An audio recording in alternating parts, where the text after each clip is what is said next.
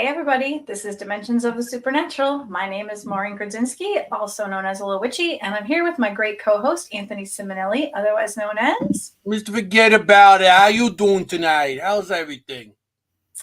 So, we are here with another fantastic guest.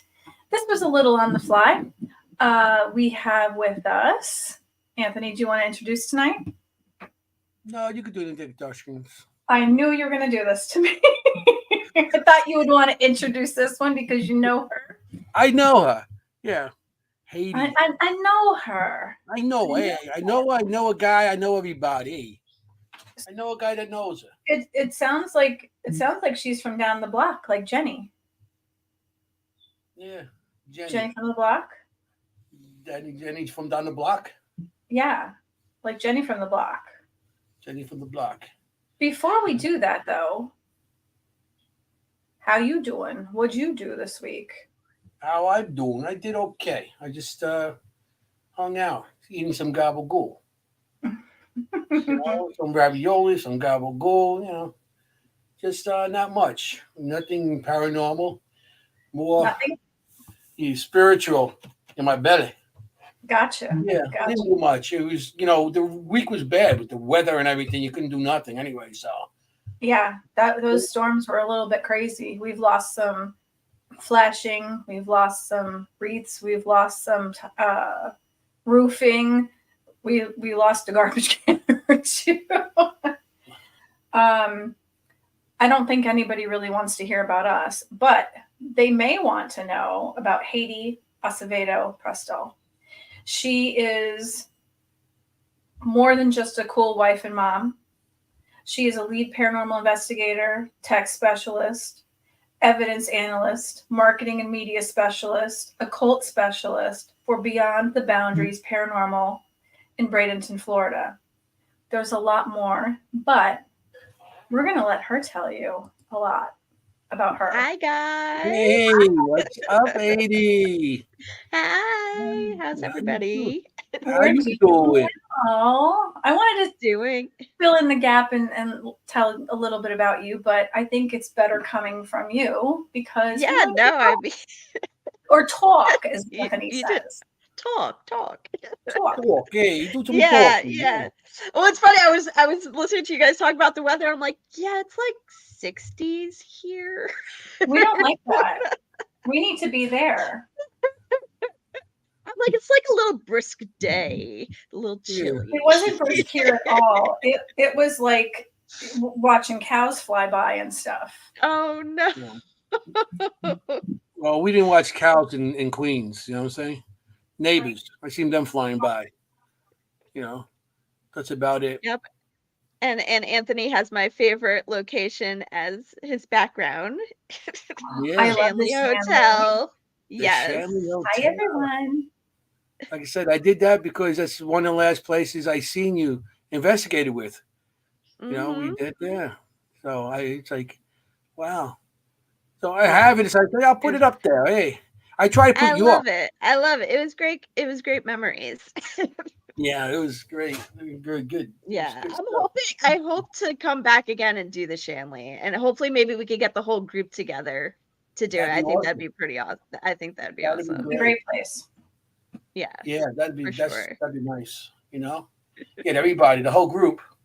Yes. A big reunion. Yeah. Patrick, Cassandra, Cassie. Yes. Yeah. Get the whole group. Look. Lourdes is saying hi, Haiti. Lourdes. Hi, my love. I miss you. Lourdes said, hey. She's literally the reason why we are all together. Yeah. She introduced me to you. And, it's like, yeah. And then you said your husband, Mikey? I met my husband, Mikey, through Lourdes and Ron. Because if it wasn't for that York, PA investigation we did, I wouldn't have known and would have not met my husband. So because we did that twice. The first time I set it up, the second time Lourdes set it up. Yes. I remember. Yep. Because I was looking at some old clips on that, some old stuff. And you know what I got in one of my clips? What? Those light up sneakers you used to investigate. My sneakers, my trigger shoes. Okay, so You got for around anybody and who said, might not know, I had what we called my trigger shoes. I literally had these bright red and gold, like they were Wonder Woman sneakers that lit up. Crunchy step, yeah. That's And I awesome. think during I'm not sure if it was that investigation or some investigation, they like lit up on cue, like when we asked. So, yeah, But you know what? That wasn't so we ended good up for calling it. reviews. Yeah. The reviews. In the distance, all you see is like a glow of orange stuff running by. I'm like, what the hell is that? Oh, that's Haiti with her shoes again. Yes. That was also the day that my lungs got really messed up, and I learned that you should always be careful where you're investigating and breathing, what you're breathing in. Yeah, so We have so many people coming to see you tonight. We have Oh, all good. We have yay! Cesare tonight. We have Lourdes, Everybody. Jenny. So We happy. have Jenny from the block. Jenny from the block. We have Ron. I feel like, remember the song Ronnie, Bobby, Ricky, and Mike? I feel like that right now. We have A lot of people. Paul. Oh my gosh, they're really coming out for you tonight. Oh, Look at that. I love Fabulous. that. Oh, It's awesome. you guys are gonna make me cry. I don't know who the Facebook user is that said hello, everybody. So if you want to throw your name in there, that would be awesome. Yes, hi everybody. They're so excited to see you. Oh, I'm so glad you're on and want to talk to me. Yeah, so why don't we get started so we can hear more about you and not about it's Mikey, your husband. Hey, Mikey. That's important too. Hey, Mikey, I got your favorite place on behind me. Yeah. He's like, oh, he just clicked off. It's like, He's like, forget about it. How you doing, Chris? Everybody's showing up. So that's so great. There's also a podcast that you do. It's called the same thing, Beyond the Boundaries. The same Paranormal Podcast. Yes. Yep.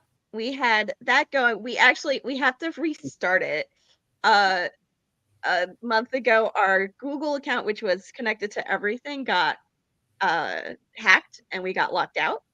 Oh. So we literally had to restart the whole team. That's why we're no longer Florida Paranormal. We're Beyond the Boundaries because I didn't want to deal with that happening.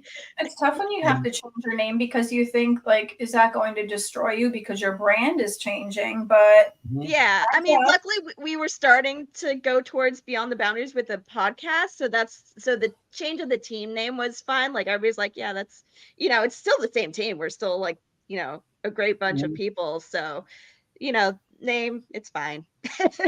Yeah, I had that back last year in December, and I got hacked, and it took my regular account and my Seekers Club account, and my Instagram, and something went with that. I was being attacked all over the place. My Instagram account I changed like 3 times. My Facebook account. I was able to save the Instagram and TikTok account, but I was actually more upset about our Google Drive because we have all of our case files on there. So I was like so worried about it. But did you get that all back? Yeah, I was able to get most of it back, and luckily I have I also saved things onto a hard drive, so like the backup was good. But our YouTube account got locked out. Like a few things. Just a couple of things, but nothing too terrible. Okay. Again, it didn't affect the team as a whole. Because I had like, was it 4,500 people that were on my account, and then I lost everybody. I had to start over again. That's the worst. That's the worst. And then I had to think about the people I know and the people I'm trying to contact. And it's like going back and forth. And some people like, how come you unfriended me? Today, I'm like, no, I didn't unfriend you. I had to go through the whole thing. Like I did I didn't unfriend me. I'm like, I didn't think about it. I have 4,500 people there. I don't know. So it's a little crazy that way. Mr. Allgood's going to timeout very shortly. Huh? He wants the cannolis.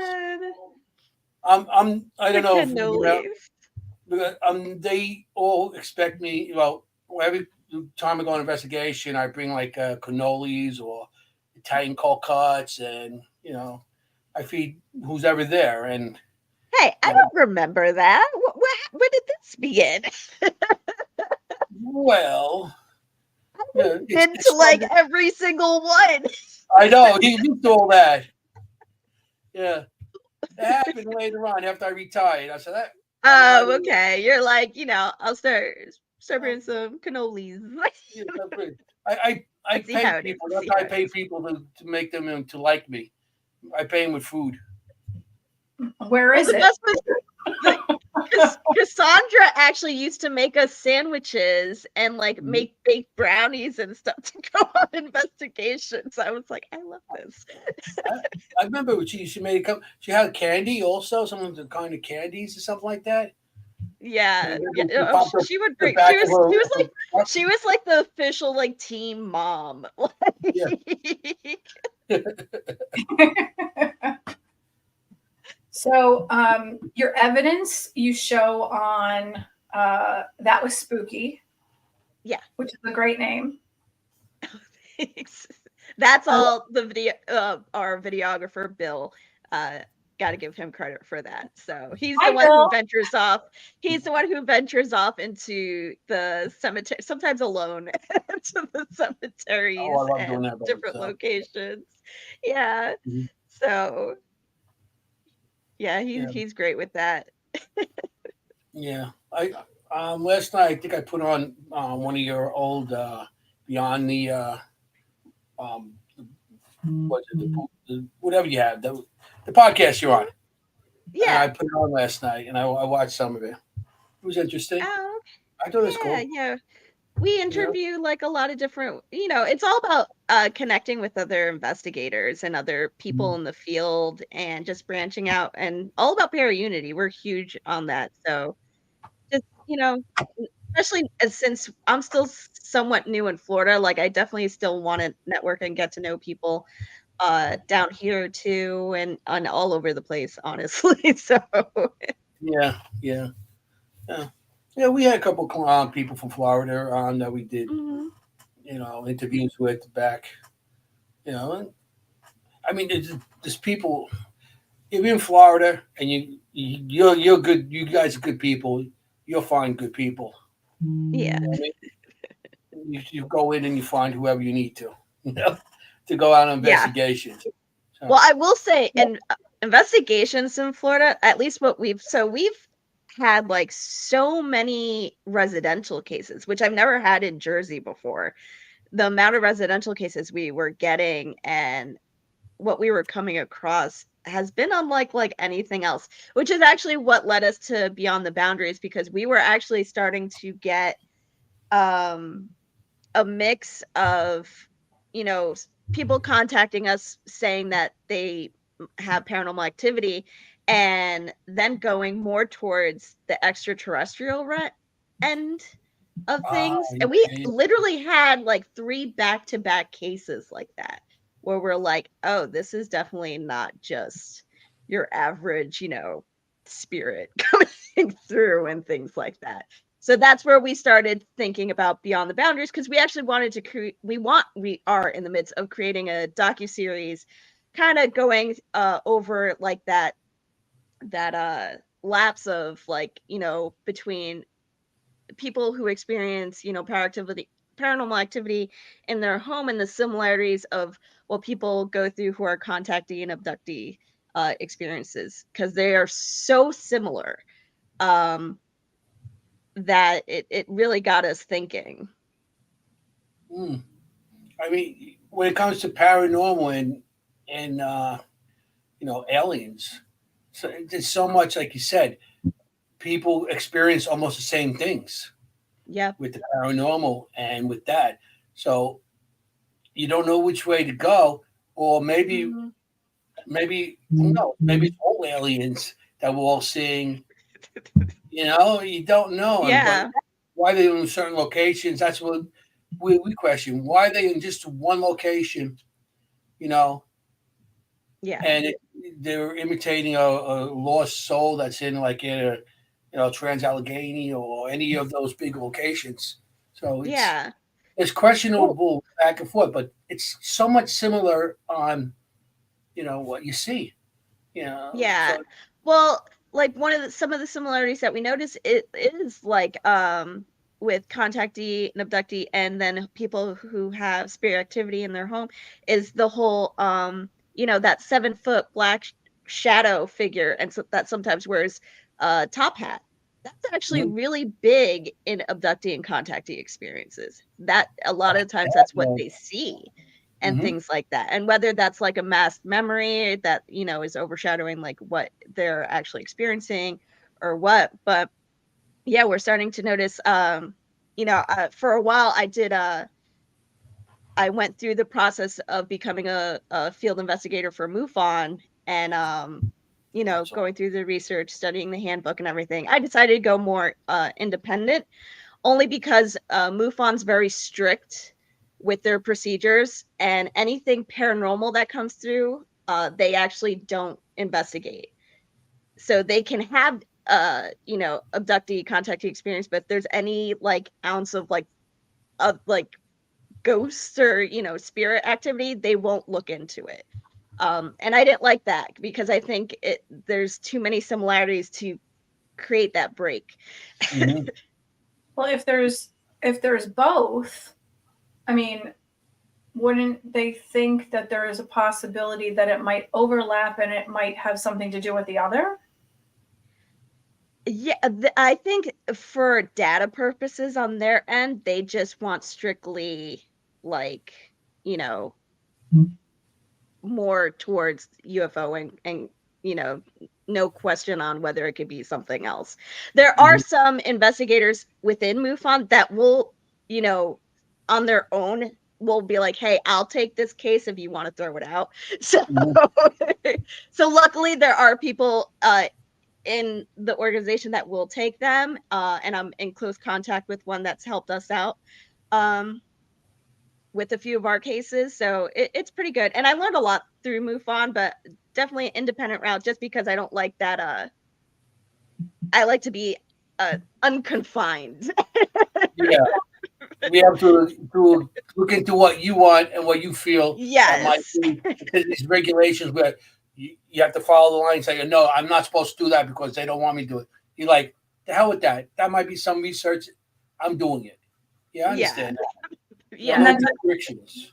anything can change within the guidelines to fit what they find is different or new. Hmm. Because Yeah. I'm a psychic medium, obviously, Mhm. but I've also been contacted, and I have both in my house. Mhm.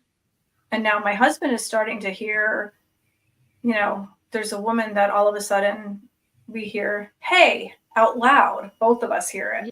So they're starting to get a little bit brazen, or is it that we're between dimensions? It's like, Mhm. Hmm. why not study everything? Because maybe you'll Everything. find Yeah. answers. It's like That's they're it. really limiting what they're getting. That's right. Yeah.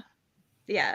But what's funny, the people in the paranormal like people who do the paranormal research and stuff, they themselves also sometimes will limit themselves. I know a lot of people who are like extraterrestrial, like we won't touch that. Like we won't. Hmm. And teach their own. Like I told it is scary to go into because especially like cases that we've had where it's like ends up being extraterrestrial. It's like there is no amount of sage or blessing or prayer. Like we can't.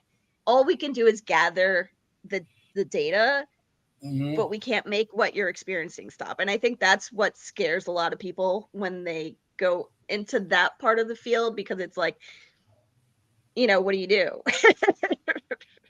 Hmm. But When you it's guys get a case, do you guys interview first the people, Mhm. or you just go straight in?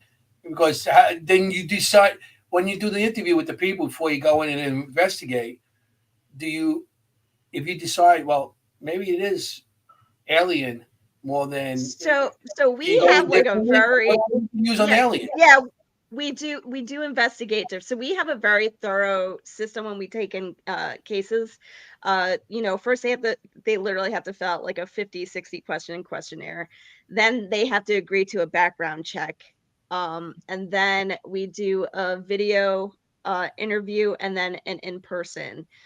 Um, and then we actually investigate. And then we'll sometimes bring out our medium first to do a Mhm. walkthrough, and then we'll go in and we'll gather what she's picked up, and then we'll go in and investigate. And we've had, you know, the cases where it ended up becoming more extraterrestrial. It's our medium walked in and they're like, there is no spirits in this house. They're like, there is no like, that's not what's happening here. And I'm like, are you sure? She's like, yeah. And the thing is, she doesn't pick up on extra. She's like, those are living beings. She's like, I don't pick up on those more. I think it's more by choice too. Like she just doesn't want to, and I get that. Mhm. So uh so when it comes, so like one case we were like, you know, we were actually not getting anything, you know, one residential case, you know, none of our equipment was really going off, nothing was really happening, but the people were so distraught still. They're like, no, things are happening, we know they're happening, we know they're happening, and we're like, you know what, we're going to stay. And I remember during the interview, you know, and that's what great about, you know, having a thorough interview process is they didn't, the one person did make mention that they had abduction experiences while they were younger, and but they didn't put two and two together or thought it was related Mhm. until when we got there. And I was like, and then we started noticing when we had um the couple come back inside the home, because usually we have them leave for a few hours so we can kind of determine what's going on. Our equipment went haywire when the one person like would enter the room, and it was only him. So we're like, okay, that's odd. It And is. then yeah, and then one of the things that we incorporate is using the Gansfeld method. Mhm. And you know, it was our first time. I was like, you know what, I'm not sure what we're gonna get. I've never used the Gansfeld, you know, Mhm. in this type of case. Mhm. And I'm like, so I don't know what's gonna happen or if we're gonna get anything. Doesn't hurt to try. Um, but it actually triggered what our investigator picked up was pretty much an abduction experience, and triggered memories that our client like reacted to, like, oh my god, I remember this is what happened, and like started crying, like Oh, real like emotion. And we're like, okay. And then the thing is, it also ended up following two of the investigators back home, and they were having experiences in their own home. And actually, Mikey being one of them, they both ended up with bruises on the back of their calf with these weird three-fingered fingerprints. were Wow. they were they like what he remembered? Was it a violent Yeah, contact? it wasn't pleasant at all. It was a lot of, it was what our investigator picked up while doing the games was a lot of, and I almost pulled her out of it because I was like, I've never even witnessed it before. She was experiencing such immense pain. She felt like needles on her back. And what's crazy is because she was saying throughout the whole session, like, I feel like needles going into my back, like needles all over my back. I'm like, you know what? One of the things that, you know, field investigators do is we'll take a black light because they feel like sometimes you could they leave a residue for Mhm. up to like 2 to 3 days, up to even 2 weeks. You might be able to find a trace with using a black light. So I was like, you know what? Can we? I asked the client, I'm like, can we take a look at your back with the black light? He's like, yeah, sure. Where she kind of suggested where the pain was, he had like needle marks light up in the black light.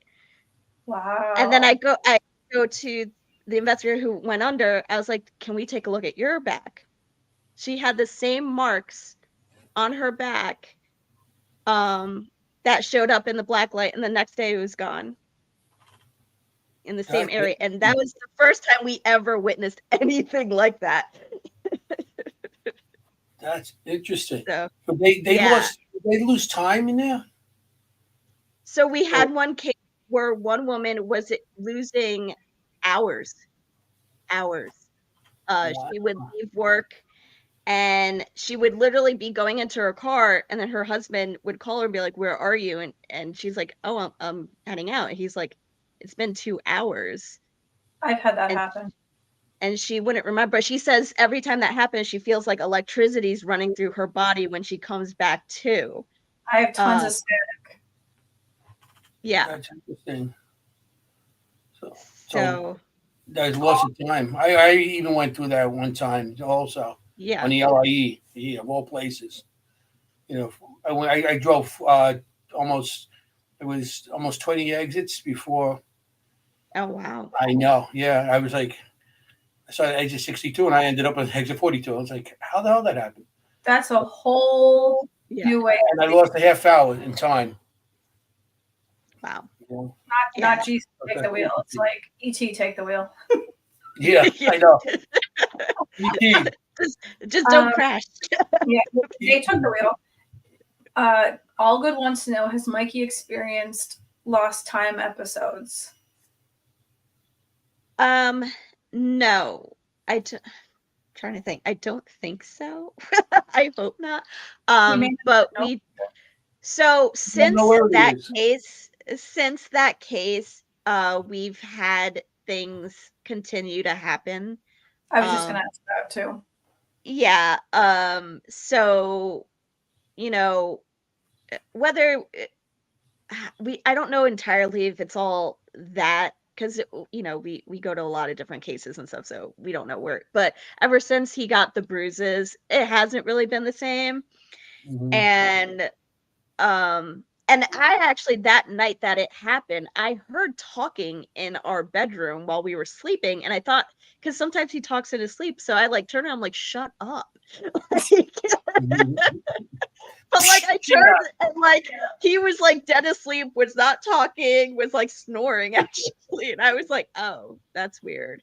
And then the next morning he woke up with the bruises and everything, and he for a while, my son, God bless him, he's 2, and he went for a while where he couldn't sleep in our room, because we still co-sleep. So we all camped out in my daughter's room because that's the only place he felt comfortable sleeping. But we could hear footsteps upstairs walking around. Nobody's up there. We just hear footsteps. I'm like, what is happening?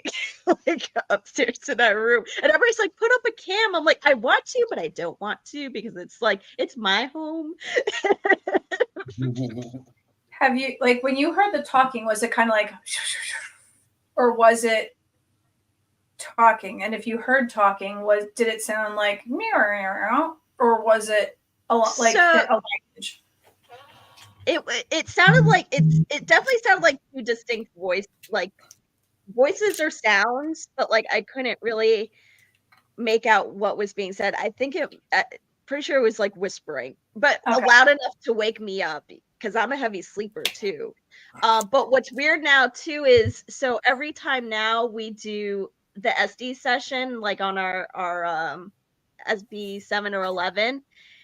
So when we started with this case, we were getting weird digital sounds come through, beep boop, beep boop, boop boop, never heard it before. And now every case we do, that's what's coming through. Almost everyone is that, weird beep boop sound. And during the Gansfeld, they were actually picking up a language that we didn't know what it was. She actually thought it was gibberish. She didn't say it at first, but she's like, this thing is saying these words over and over and over from the second I put on these headphones. Mind you, the Gansfeld is only white noise. It's not, radio sweep or anything. It's just white noise. She's like, they're saying these same like gibberish words over and over, and she said it, and it triggered the client to break down crying, because he's like, that's what they were telling me to do when I was trying to get off of the table. Because he said that he was strapped down and he was trying to get up, and they kept pushing him down, and they kept saying this one phrase over and over, which we didn't know about. We didn't know any of the details of his, abduction experiences when we were doing this. And she was picking up on that one phrase that I she said. wonder, did you record this? Yes. Run Yes. it through AI. Okay. See if it picks it up, because people are saying that AI is like even decoding old like Aramaic. Oh. That Okay. no one I can didn't know. decode. Yeah. Okay, so I'm gonna have to run it through, because we were trying to figure out what language it could be. Like, we were trying to look up like all these different like languages. I'm like, I don't know if it's that or that. So I'm gonna have to run it through AI. But what's weird is, so the Ganfeld is in isolation. The person's isolated in the room. Mm-hmm. We actually picked up EVP in the room with her, which was odd. Yeah, that's interesting. And you got this all recorded and everything's recorded and the side and yes, yeah. So, it's a good thing you got that. Yeah, we've been with Ron when he's been doing the ITC method, and oh my god, I want to experience that. We've had that like,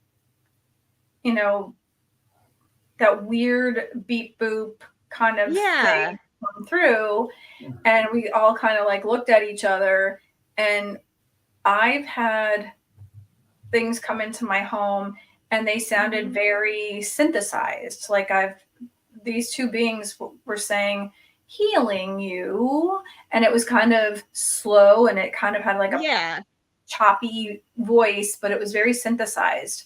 And it's weird, because they're saying that, if you have something like cuneiform or Aramaic or Sumerian text, you can put it into AI and it literally will do everything. Oh, I'm gonna have to do that. I'm gonna have to. That the voice you're talking about, the synthesized type of thing.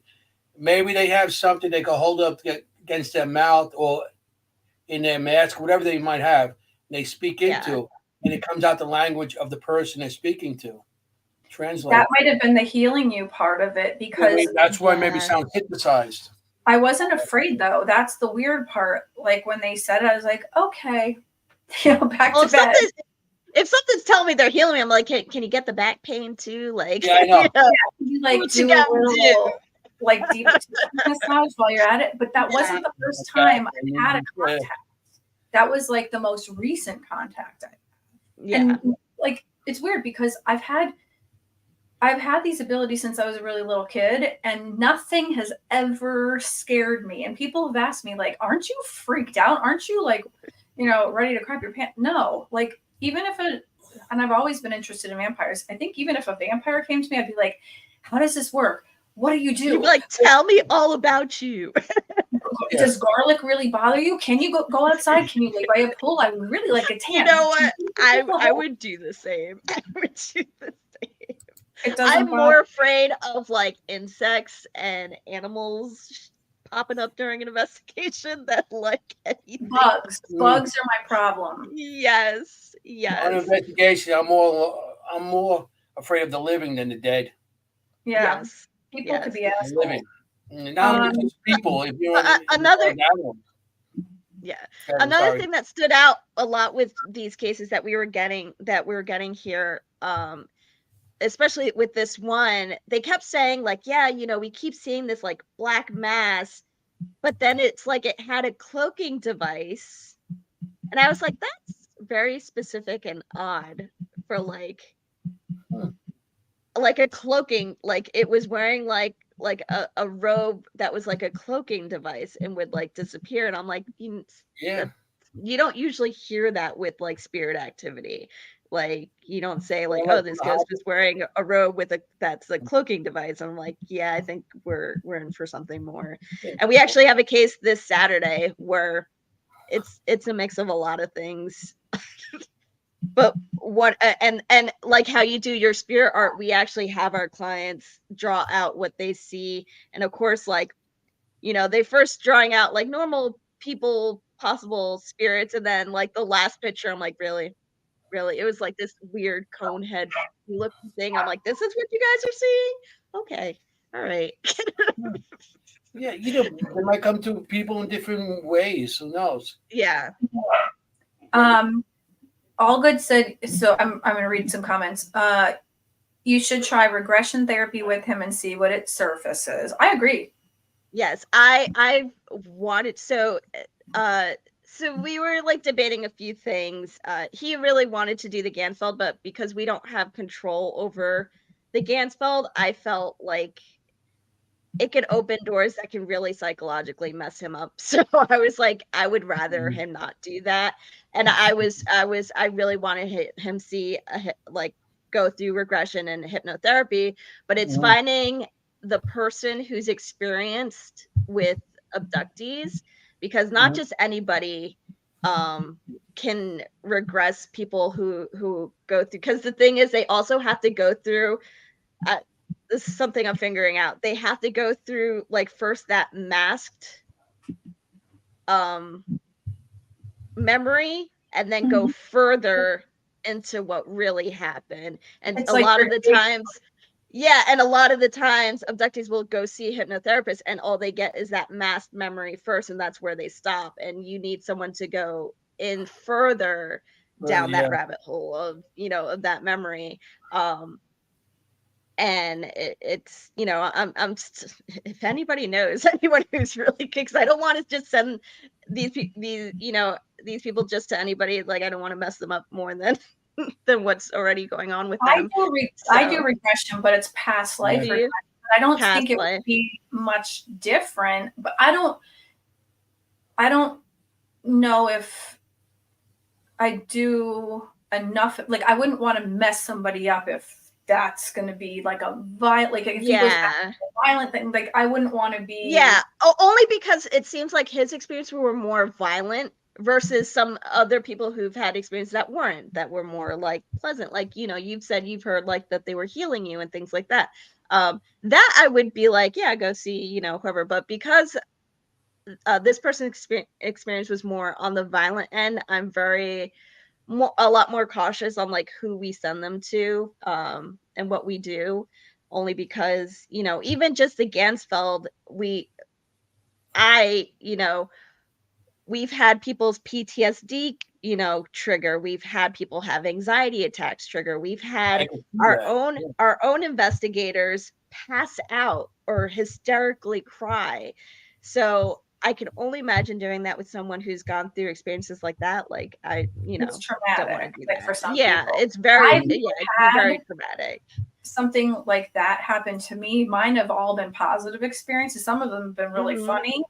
Like, there are some ETs that are just sarcastic and goofy and they giggle and whatever. I've never experienced something really super negative, at least not that I know or I remember. I've never done a regression like that. I've only done past life regressions. And when someone's had a traumatic past life regression, I tread very carefully. So I think it needs to be somebody who's like a psychologist or a psychiatrist. Yes. Have to deal with the aftermath. Who has like that? Yeah, exactly. Like someone who has that psychology background that can help with trauma. You know, not just open up all these memories and go, bye. Like, good luck. I'll see you. Bye, goodbye. Yeah, like yeah. It's more like finding someone who has that psychology background that you know, I would feel comfortable, you know. But I think the Gansfield would be dangerous in a situation because I've done it with you also. We did it in York that time. Yeah. And it opened up and I was like, I was opening up, seeing fires and stuff like that. And I was like, what, you know, and nobody knew we was talking about fires. But then the next day as we were leaving, we were driving down the block. There was a building on the block that was burnt to a crisp. It was like just totally burnt. So I don't know if that had anything to do with what I just dreamt. You know, Yeah. not that I dreamt, but what I was Yeah, but against. what you were seeing, yeah. You know, Yeah, it yeah, does and open up like the I said, mind to expands more than it could be. yeah, it puts you in like Crazy. like a weird, like a almost like a sleep awake state, like that in between state where It's like a it just twilight. yeah. Yeah, and we started this by accident. We were actually doing it for the remote view because originally it was just for remote viewing, and we're like, oh, okay, let's play around with the remote viewing aspect of it, see if it works. Um, and then I was like, oh, let's bring it to investigations, and that's when we started doing that. But Mhm. you definitely, I've learned we definitely have to be a lot more cautious about how we go about it because it can be really traumatic for some people and leave like, and sometimes we've noticed at least with the cases that we're coming across, it's leaving lasting effects for up to a week. Like Yeah. our investigators who are doing it are experiencing things for up to a week since doing the Gansfeld. So, Mhm. and not everybody can do it. I actually can't do it. I can't put it together and set it up, but I'm not receptive enough to do it. Mhm. Whereas, because everybody's like, oh, if I just, I'm like, it's not for everybody. It really only works for certain people. Why only certain people? I don't know. Mhm. I think But it depends on your situation. Like I can't do the Estes method, and I don't know if it's because I'm psychic and I'm already hearing, but yeah, like my ears buzz and ring constantly, and I'm constantly getting downloads and stuff. So maybe it's something like that. Like you already have yeah, part of that ability. Mm. yeah. I don't know. I just sit there and I'm like, that's Yes, not really. that's one thing we've been doing a lot lately with the S's, and we've been doing it with wireless microphones and speakers, and they're on a different floor listening to it than Mhm. what I'm on. Like one person be on the third floor, I'll be on the first floor, and then I Yeah. have a second one going in the basement. And we had the Chrysler Mansion where they actually talk to each other back and forth, the spirits. Oh, They that's were, cool. yeah, and Yeah, they we were, did something we did something that we had one person do the Gansfeld on one floor and another person do the SDs on the second floor, and it was like they were like communicating back and forth, like what was interesting. happening. That way. Yeah, it was really cool. It was really cool. I gotta try that. That sounds interesting. And with the Yeah, we've been trying different ways to do the Gansfeld. So we've even did like instead of isolation, we did almost like a seance style where we actually all hold hands with the person, in the Mhm. goggles and everything, looking at the red light and seeing how that's changed. Now I during that I actually had my own personal experience where like I legit got like a ghost hug. Like, but Really? it was crazy. It was crazy because our investigator who was under was like, oh, there's this woman in the corner, and like at that point I was already feeling like tingling on my shoulders. I was like, oh, this is weird. And Hmm. as she was saying like, oh, she really likes you, Haiti, she wants to give you a hug, I was already feeling like a hug. Like I was like, and like I broke down crying because like it Hmm. was just amazing. Like it was like the amount of love Yeah. that I felt within that like tingling. I was like, but what was crazy is she was describing it as it was happening to Hmm. me. And I was like, mind you, she can't see. Yeah. She's all blocked out with the red. Yeah, and we started doing with objects, holding an object to see if we can kind of capture the memory of that object while doing the Mhm. Gansfeld. And we've gotten some pretty great results. We took a railroad spike from Wow. um it was like from the 1800s, and we actually like picked up a memory of we got like you know we believe it was like a slave running, and it was weird because we had one investigator start the session and all they were getting like, oh, I'm running in the woods, it's really dark, I see a lantern, and someone separate doing the second session, and it was almost like a continuation up until their death, like, which was crazy. Wow. Yeah. Yeah. And we did it with the drawings that time. Remember we did it Oh, with the that's drawings. yes. Yes. And we did it in When we York. started doing the drawing. Yeah, when we started to do the remote viewing. That was pretty cool too. Yeah. Yeah, I mean, I got to try that again. But Mhm. with the aliens in Florida, did you hear what happened in Miami? What do you think about that? With they're fighting with sticks and they're calling the cops, and then they show like 400 cop cars show up out of Yeah, nowhere. that's What? really the amount of cop fight? cars that showed up is really for a teenage fight, like felt like that was overkill. But I don't know. I really want to try to find someone who was there to hear their side of the story, because what's crazy is everyone who's coming out is describing the same thing that they saw. And what are And they it's saying? not like, it's very specific. They said that they saw this like 10-foot like creature, Yeah. but it wasn't like, but it wasn't solid. They said it was like almost coming in and out. Like So it wasn't like a solid, yeah, almost like a hologram. It wasn't coming in and out. And everyone's saying like they also like, it wasn't like solid feet walking. It was almost like they were just floating, and it was this thing that was not solid and was just kind of coming in and out. And I was like, for so many people to say that, to say the same, story or see the same thing, I'm like, and to describe it in that way is really, Well, they specific. were saying that people were shooting at them because people, I guess, they could carry down there. People Yeah, were actually yeah. shooting at it because they were so scared. And people, they said, "How come there's not much footage on it?" And everybody goes, "We're too scared to sit and stand and take footage." Yeah, I mean, when you're really going through like an experience, like, I guess there might be some people, I'd be running the other way, but I also heard that cops were actually taking people's phones, Yeah. or something like that. That I'm not sure, but Just whole it's weird. speculation It's now. odd. Because they said black helicopter showed up and all this other stuff. But Yeah, and they actually stopped flights for a while. They had stopped flights at the Miami airport when that why would they happened stop too. flights for a teenage fight? They wouldn't. Yeah. And they said they were fighting with sticks. What teenage nowadays fights with sticks? They shoot each other. Kids that are scared and they don't know what else to do. They said they were fighting with sticks. But that was interesting.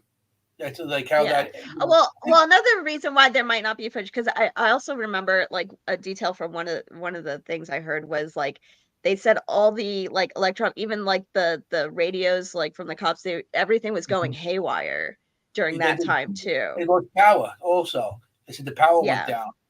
Area. Apparently like a certain like radius, like mile radius, like the power went out. Yeah, that's interesting how that is. Here's the thing. Yeah.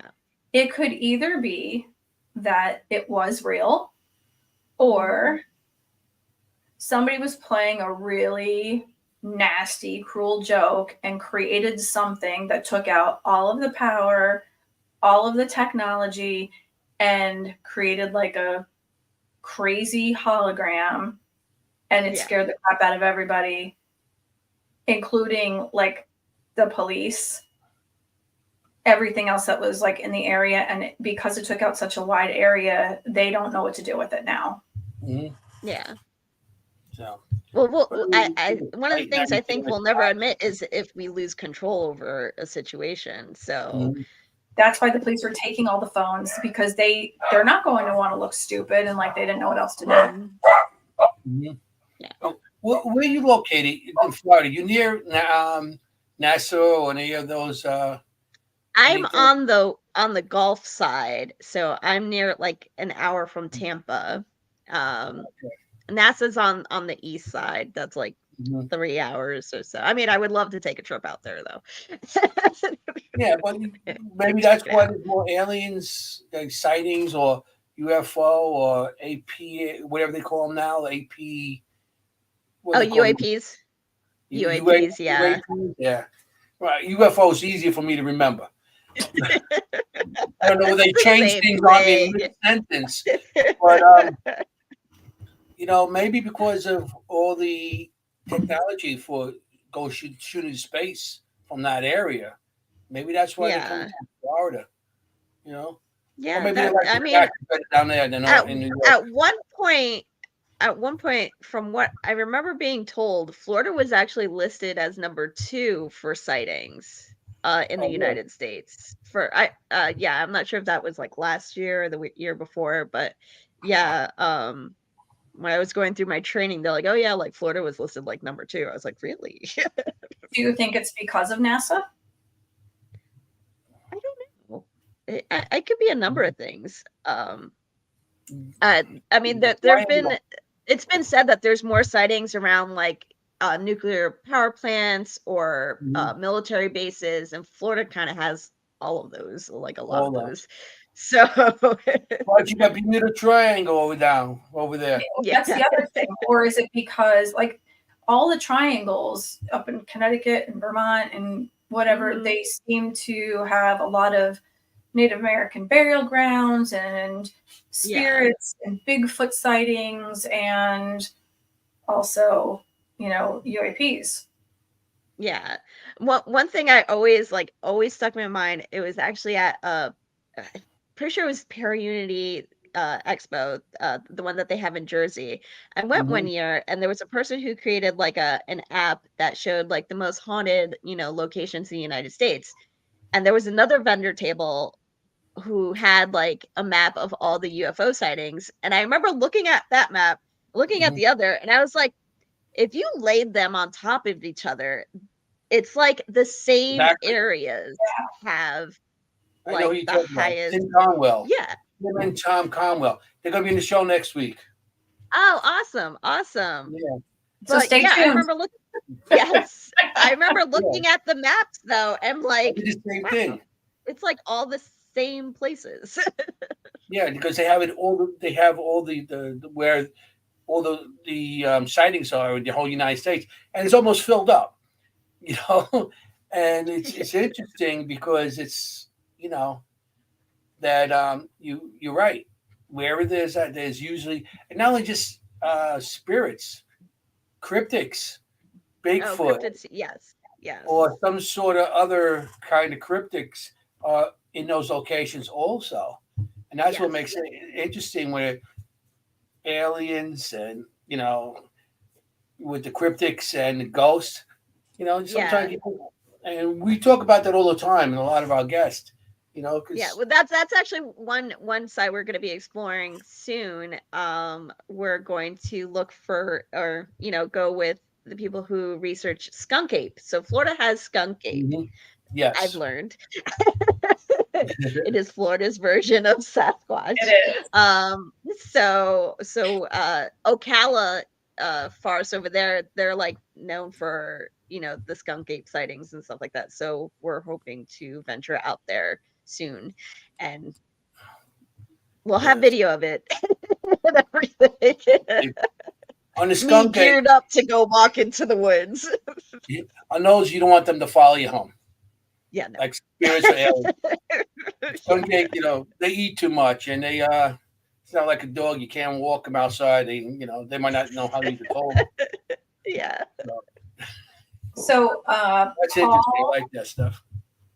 Paul Guevara wants to know if they left any artifacts, and I know that you said that they were saying that the people that were contacted felt like they had needles in their back, and you did the black light Mhm. on them. Yeah. So that would be one of the artifacts. But anything else besides that?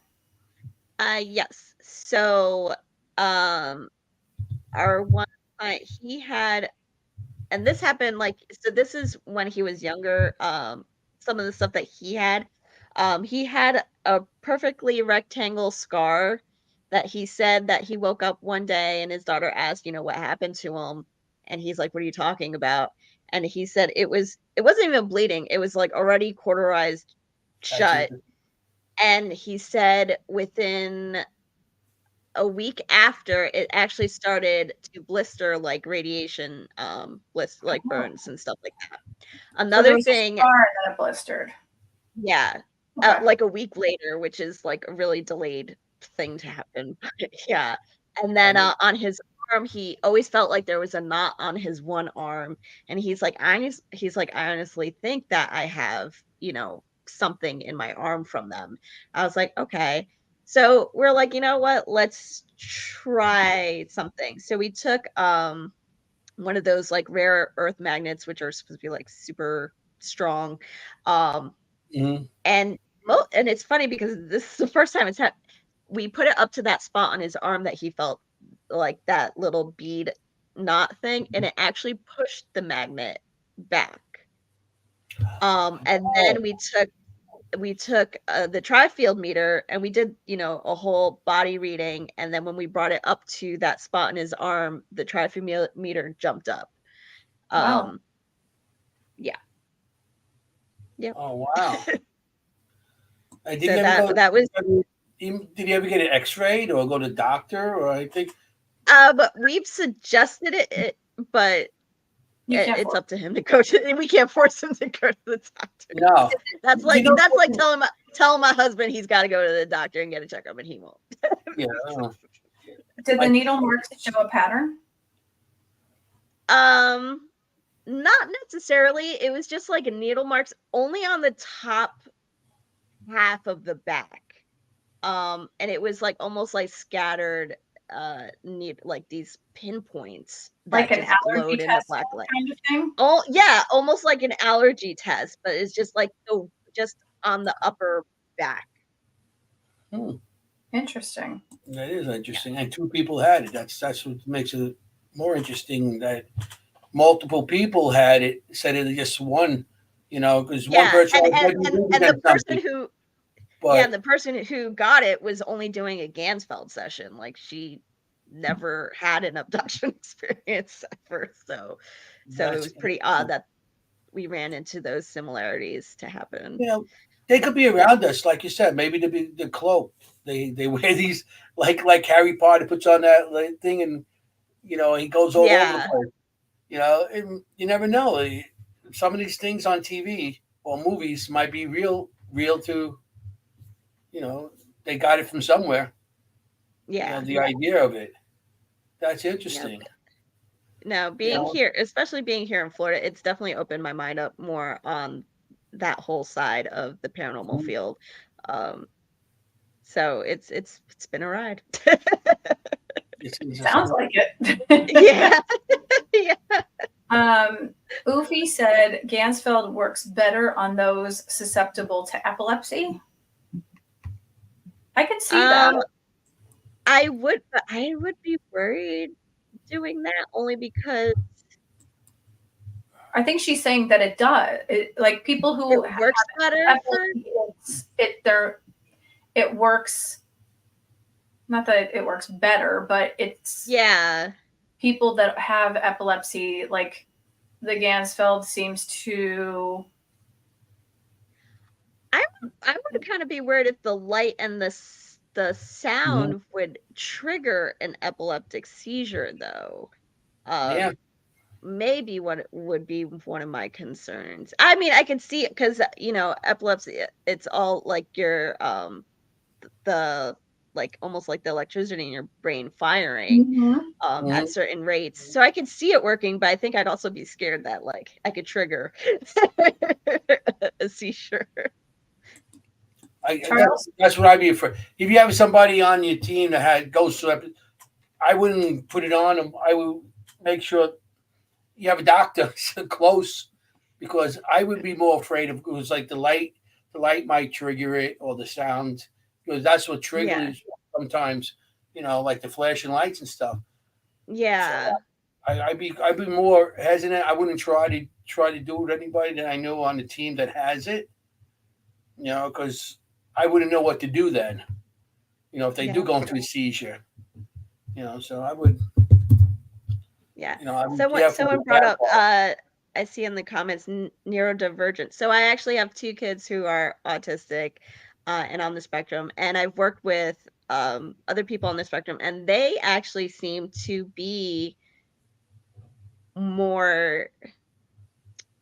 I don't know. I would say in tune with activity and things like that. And it's funny, my daughter wants to become an investigator. She wants to start. She's gonna be 9, and she already wants to start investigating. But I was like, she has a lot of like sound sensory issues. I'm like, with her sensitivity to noise, she would probably pick up EVPs like real good. That's because My son's 30. He's Sense- autistic, and I know the sound, and Yeah. but sometimes the sound might bother them too. Yeah. I mean, with the ears holding and stuff like that. Yeah, my daughter actually has to wear noise filtering earbuds in class at school because the sound bothers her I so used to much. give my son the shooting. The shooting range. What do you call the earmuffs or whatever they were called. Yep.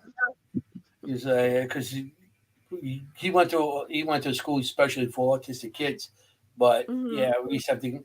So some some sound and the feeling of some things might Yes. bother him. So Yeah. yeah. Well, it's crazy. So my son, who's 2, he's nonverbal, or he has speech apraxia. So he can kind of understand what we're saying, but he can't like speak back. It's more gibberish that comes out.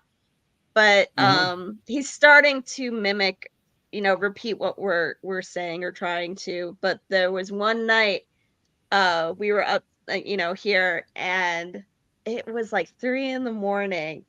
I just see him like sitting up on his bed, just looking straight down this hallway over here and just going, bye bye, bye bye. I'm like, oh no, we're not doing that right now. We're not. No. Yeah, And this was like last week. Okay.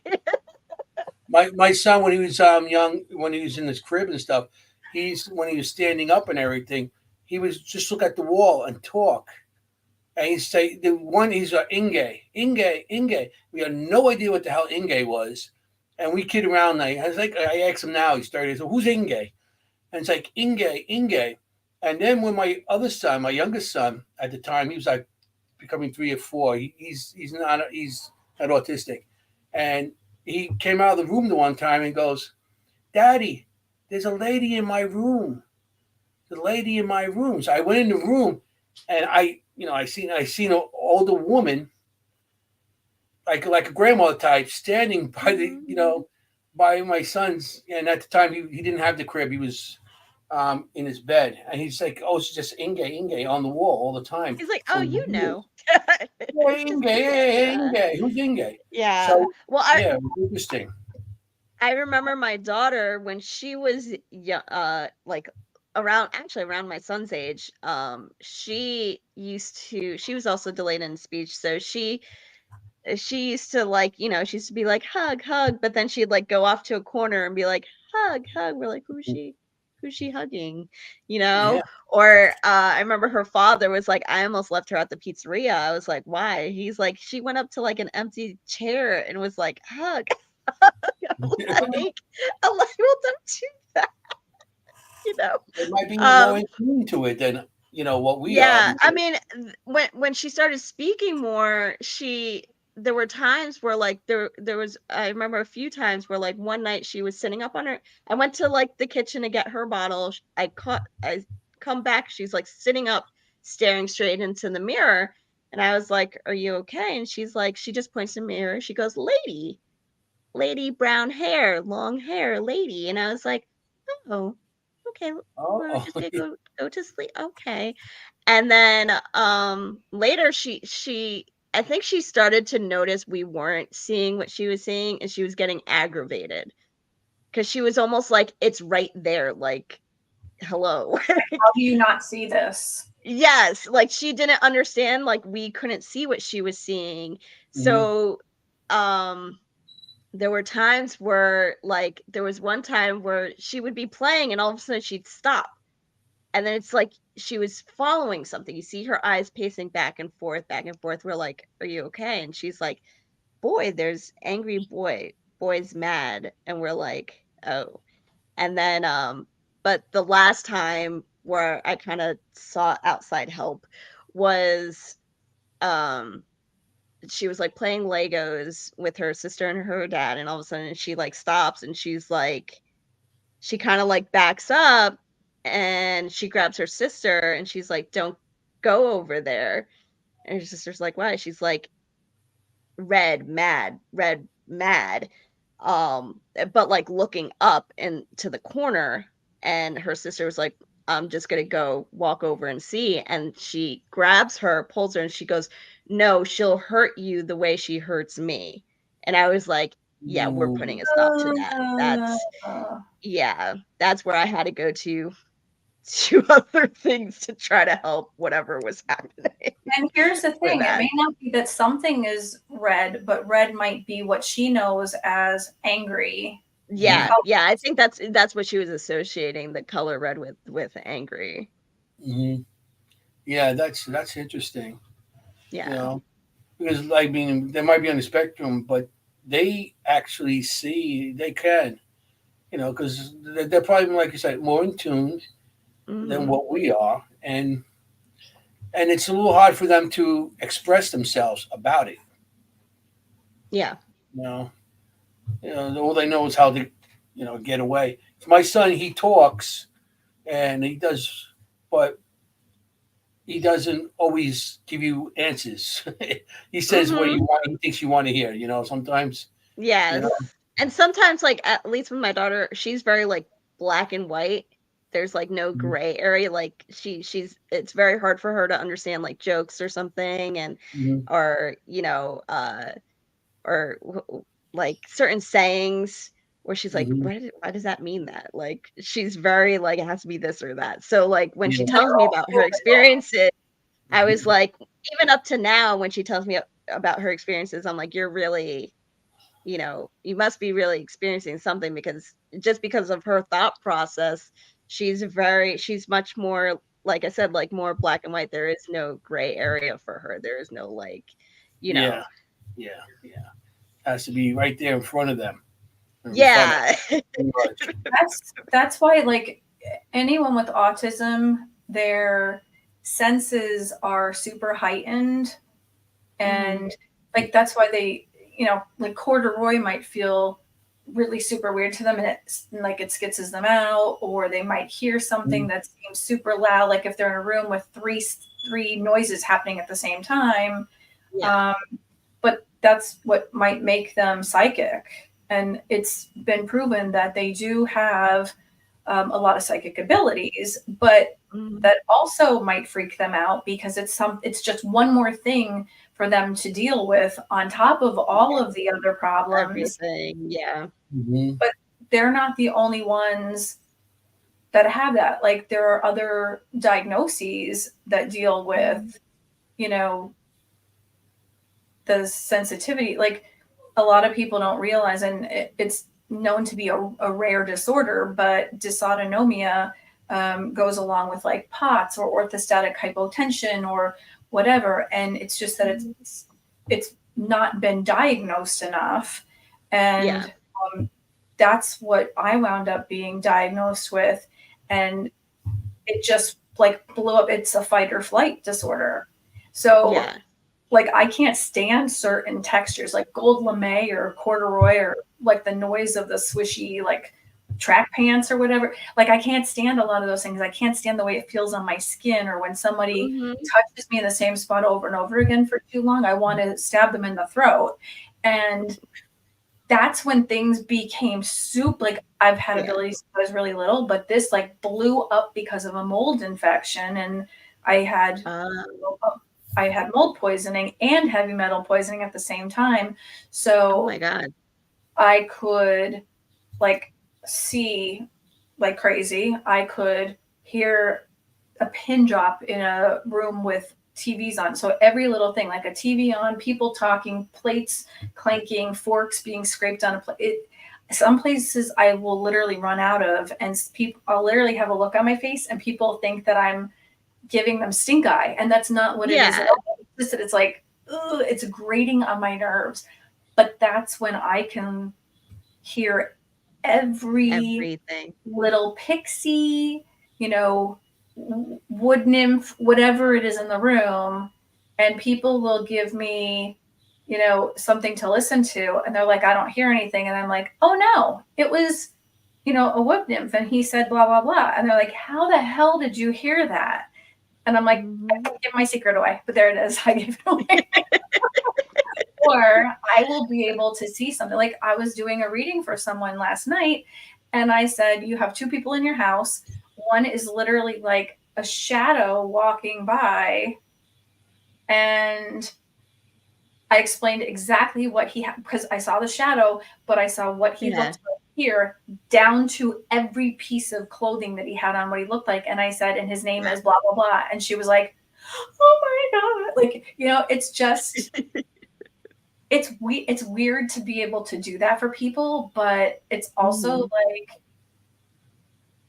I'm also sitting there with like ringing, buzzing ears, and I'm like, I can't do this. I can't do this. I can't do this, because it hurts sometimes, Yeah. And I'm feeling everything that person is feeling, that they passed away or that they're sick. Like my heart is banging inside my chest, or tearing, or a gun stuck in the forehead. Like, it's not the thing that I wanted to have. This is not at all what I wanted to have. That sounds awful, actually. I would probably, I don't think I'd give it away, but I want to say I'd give it away in a heartbeat, because it's like still taking away from my rare disorders, that it's like those things are slowly killing me, but this is killing me on top of it, because it's taking away from what I have wrong with me. And people are like, oh my God, it must be amazing to be a psychic. I would love to have fun with that. It's not fun. I'm doing this to give closure to these people, because they've, there are some people that didn't get a chance to say goodbye to their loved ones, and they're coming to visit. I didn't. My mom was not able to speak for like almost 7 months. She comes to say goodbye to me, or to say hello to me.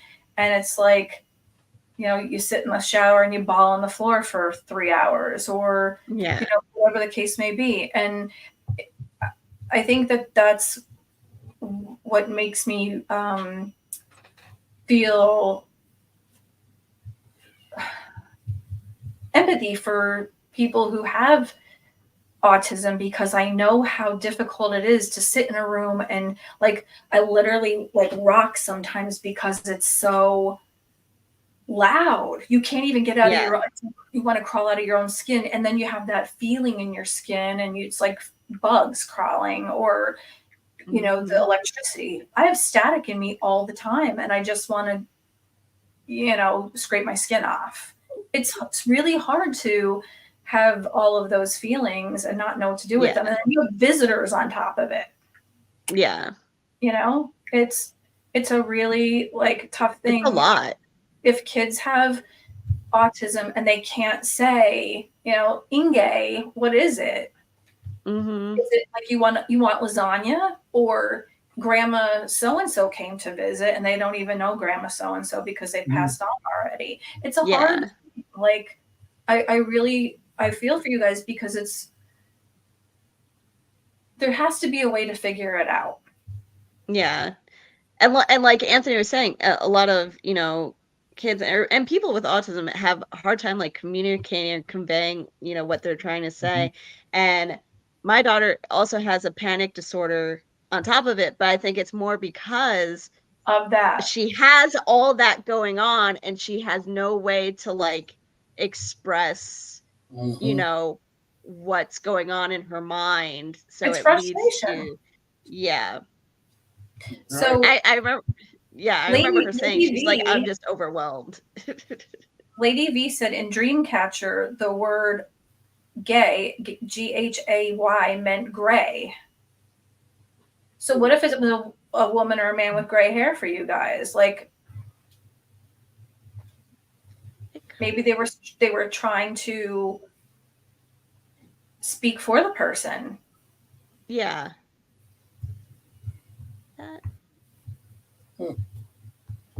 Yeah, I never thought about it that way. Yeah. Because if they, maybe you were thinking that they were nonverbal, but what if they were being used as a conduit? Yeah. Honestly, the way my son talks, I'm like, I think he knows some hidden language that he's speaking, like Lost Atlantean, that he's speaking perfectly well. We just don't understand him because he's so expressive, talks with, and he'll say the same words. Mm-hmm. And it's like his own, he created his own vocabulary and sayings and things. It's just no one else can understand him but him. Although there was one boy in speech therapy who has the same thing, and apparently they were talking back and forth like they got each other. Yeah. I'm like, he probably knows it too. It's their secret language, It is. It's true. So I mean, my son went to school, and he went to a special ed school and they had everybody in the class with the same on the same age level, and it was like a regular school, but it was for autistic kids and special ed kids. So he'd be in class talking up a storm, yeah, and then he'd come home and you'd ask him, and like at home he wouldn't talk as much back then. Now I can't stop him if he wants something. All he does is X. "Ah." But back then we couldn't get nothing out of him. But he'd brought him to school, and he'd be in the class, they'd be chattering up a storm. So, like I said, I think not only not only special ed children and animals all have that Oh, ability for sure. For to sure. I contact, definitely. I spirits or maybe aliens or because Mhm. they don't have really a fear to it unless it's put into Yeah. their head by their parents or by Yeah. TV. You know, so that's Yeah. No.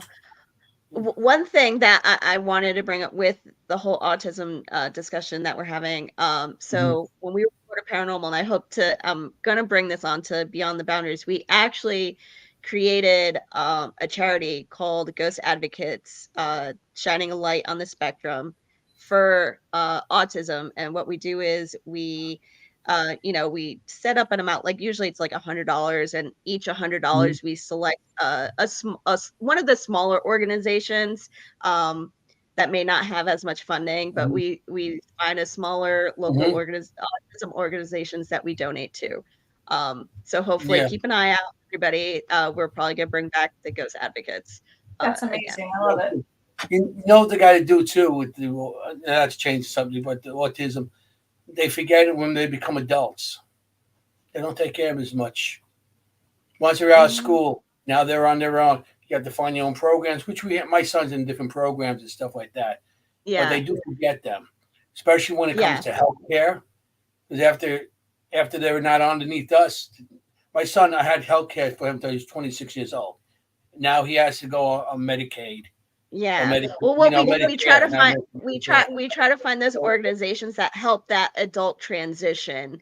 There Yeah. are some great ones in Florida that actually do work with that do, like, the work transition and Mhm. help with figuring, life as an adult. Because there Mhm. aren't that as much programs out there Yeah. for that, and there should be. Yeah. That's because people They put them in homes then. they only care about the Yeah. kids. That's it. Yeah. Yeah. But it's like those kids grow up, and Yeah. try to, yeah. That's Uh, trans- Boofy says, Dee, is there any history of abduction in your family except for, well, we know about your husband now? yeah. So on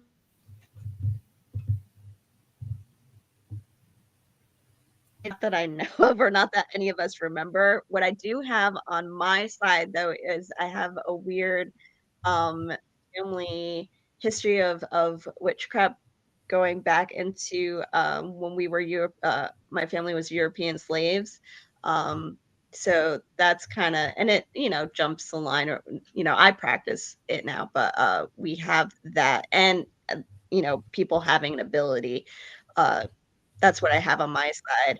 Now on Mikey's side, he's a whole other. A rare breed.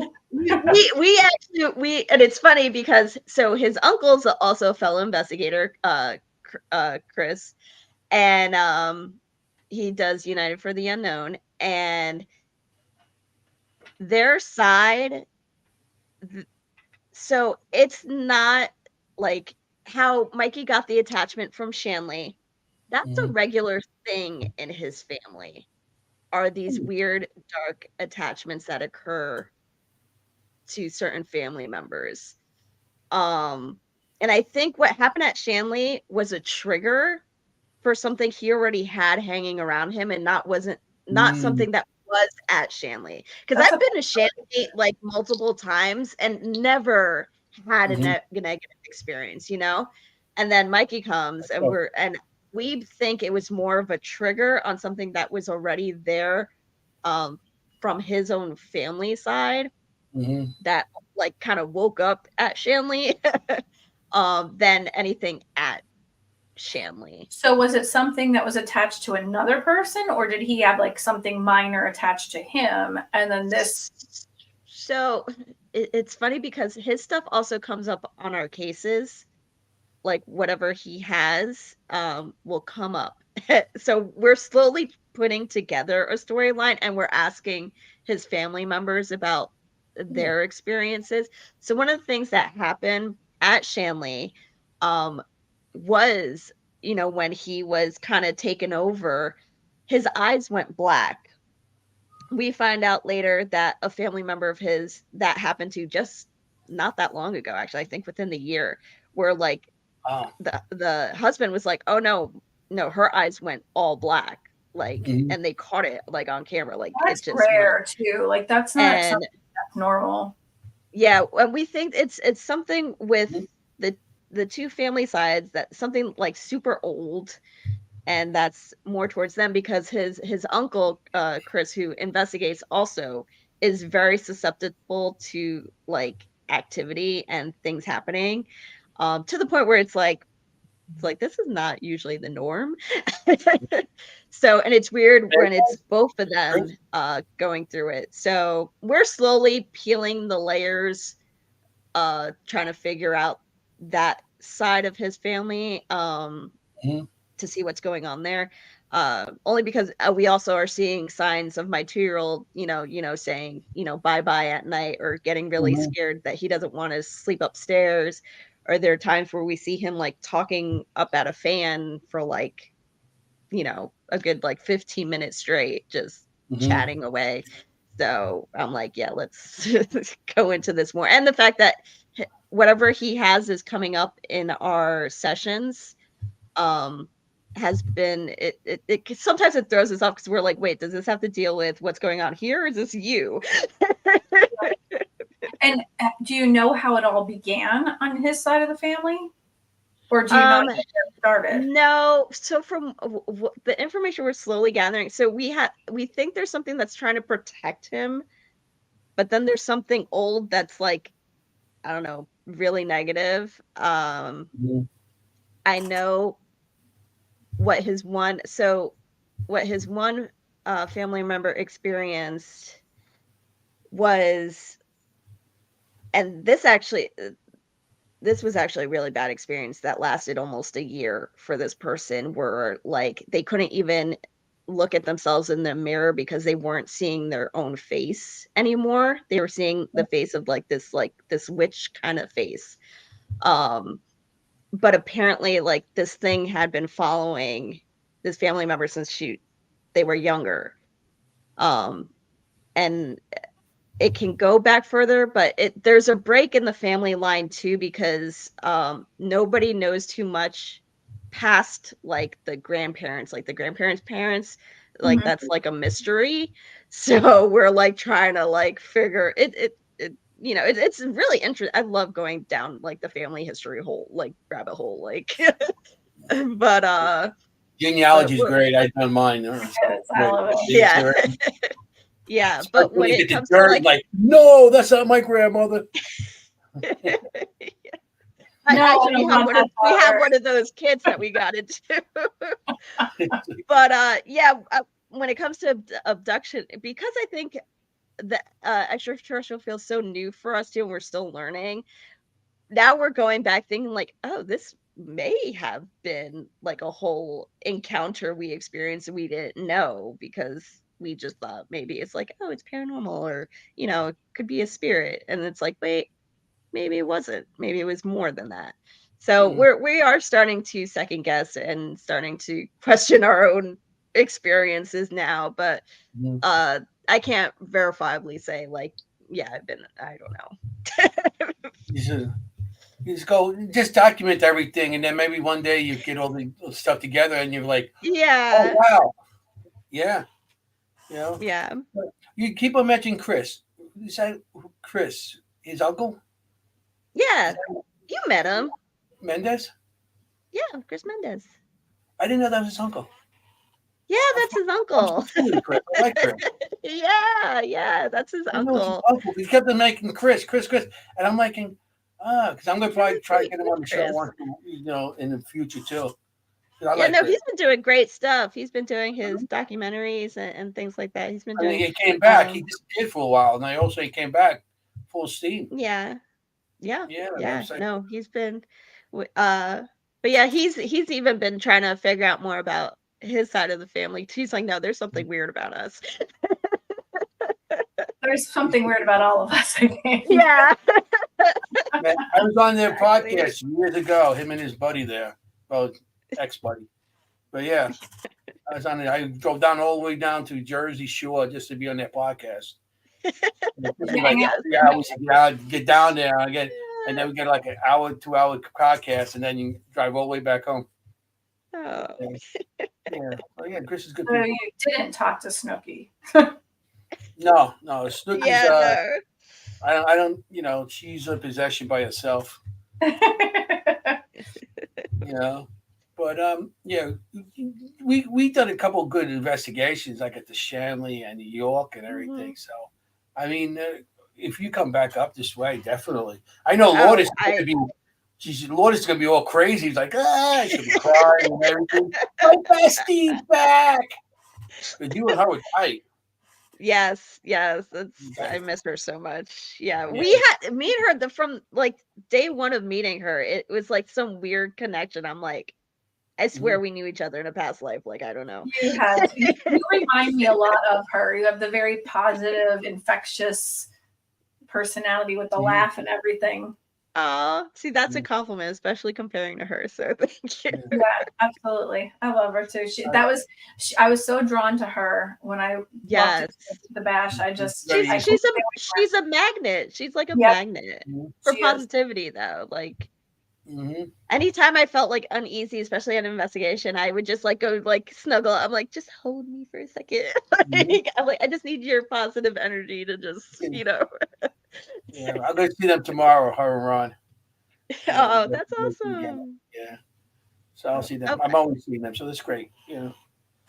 So we come back, we all get together, we have to go somewhere and investigate or just hang out and eat dinner. I'm always down for eating dinner somewhere. Lourdes goes, oh, I love you, Haiti. Ron goes, ask Katie about Hinsdale Lourdes. Oh, Hinsdale Lourdes. I heard about that. That is not positive, Lord. That's that we don't know who that is. But that's also why we started. That's why we brought snacks to investigations, because we never want to see Hinsdale Lourdes again. She was so hangry. It was hangry. Hangry. We keep her fed down. She was so hungry. She's a hangry Lourdes. Oh man. Yes. At the Hinsdale, we didn't have enough snacks. Oh my gosh. You can't go anywhere like that without snacks, especially since you're walking around for miles. Exactly. That's pretty much why I stopped bringing food on investigations, to keep her fed. I don't want to see a head spin around spitting out pea soup. Oh, Lourdes goes, and stink bugs. Oh my God. We did one investigation where like the whole upstairs, and it was funny. I had the headphones on while doing the EVP, because sometimes I like to try to see if I could catch it in real time. So I had my head, all I could hear are like when I tell you every window was covered in stink bugs on the inside. Every window was covered with stink bugs. So all I was hearing are the creepy crawly, like them like moving. And of course our light was the only source of light, so they were attracted to it and like flying into us and like flew into my like one almost like went into my mouth, and I ran out screaming. I'm like, I'm done. I'm like, I can't do that. I remember I was on that one with you guys too. Yeah, because the rampart kept on going off. It's like there's not the rampart. The stink bugs are landing on top of the antenna. Stink bug landing on top of the Antenna and setting the off. Like, rod. At first, we're like, "Oh, we're getting some great activity." We're like, "Nope, no, that think that's a stink bug on top of the antenna." Yep. Yeah, I remember that night. That was there crazy. Were so many. There were so many. Oh God, never again. That was man, that was almost traumatizing. The stink bugs were our spirits. Yeah. I think you go in there and you're stepping on them too, and now you find out what they call stink bugs. Yeah, you don't want to do that. You have to like slowly cup them with a piece of, tissue or something. Because you can't crush them. No. And there were so many, so I was just I left. I was like, you know what? This is your place. I'm in your your bubble. I will see myself out. No, that was funny that night. Yeah. Oh, I saw someone asked, are the family members able to have the attachment removed? Have they had multiple attachments, and how frequently does it occur? So with Mikey, we think we solve it and things are good for a while and quiet. And then we go to investigations. We go to a lot of locations I think trigger it back up. So, I mean, it hasn't been as bad as what happened I don't know if you know, Anthony, what happened at Hinsdale lasted months. Like months. That's crazy.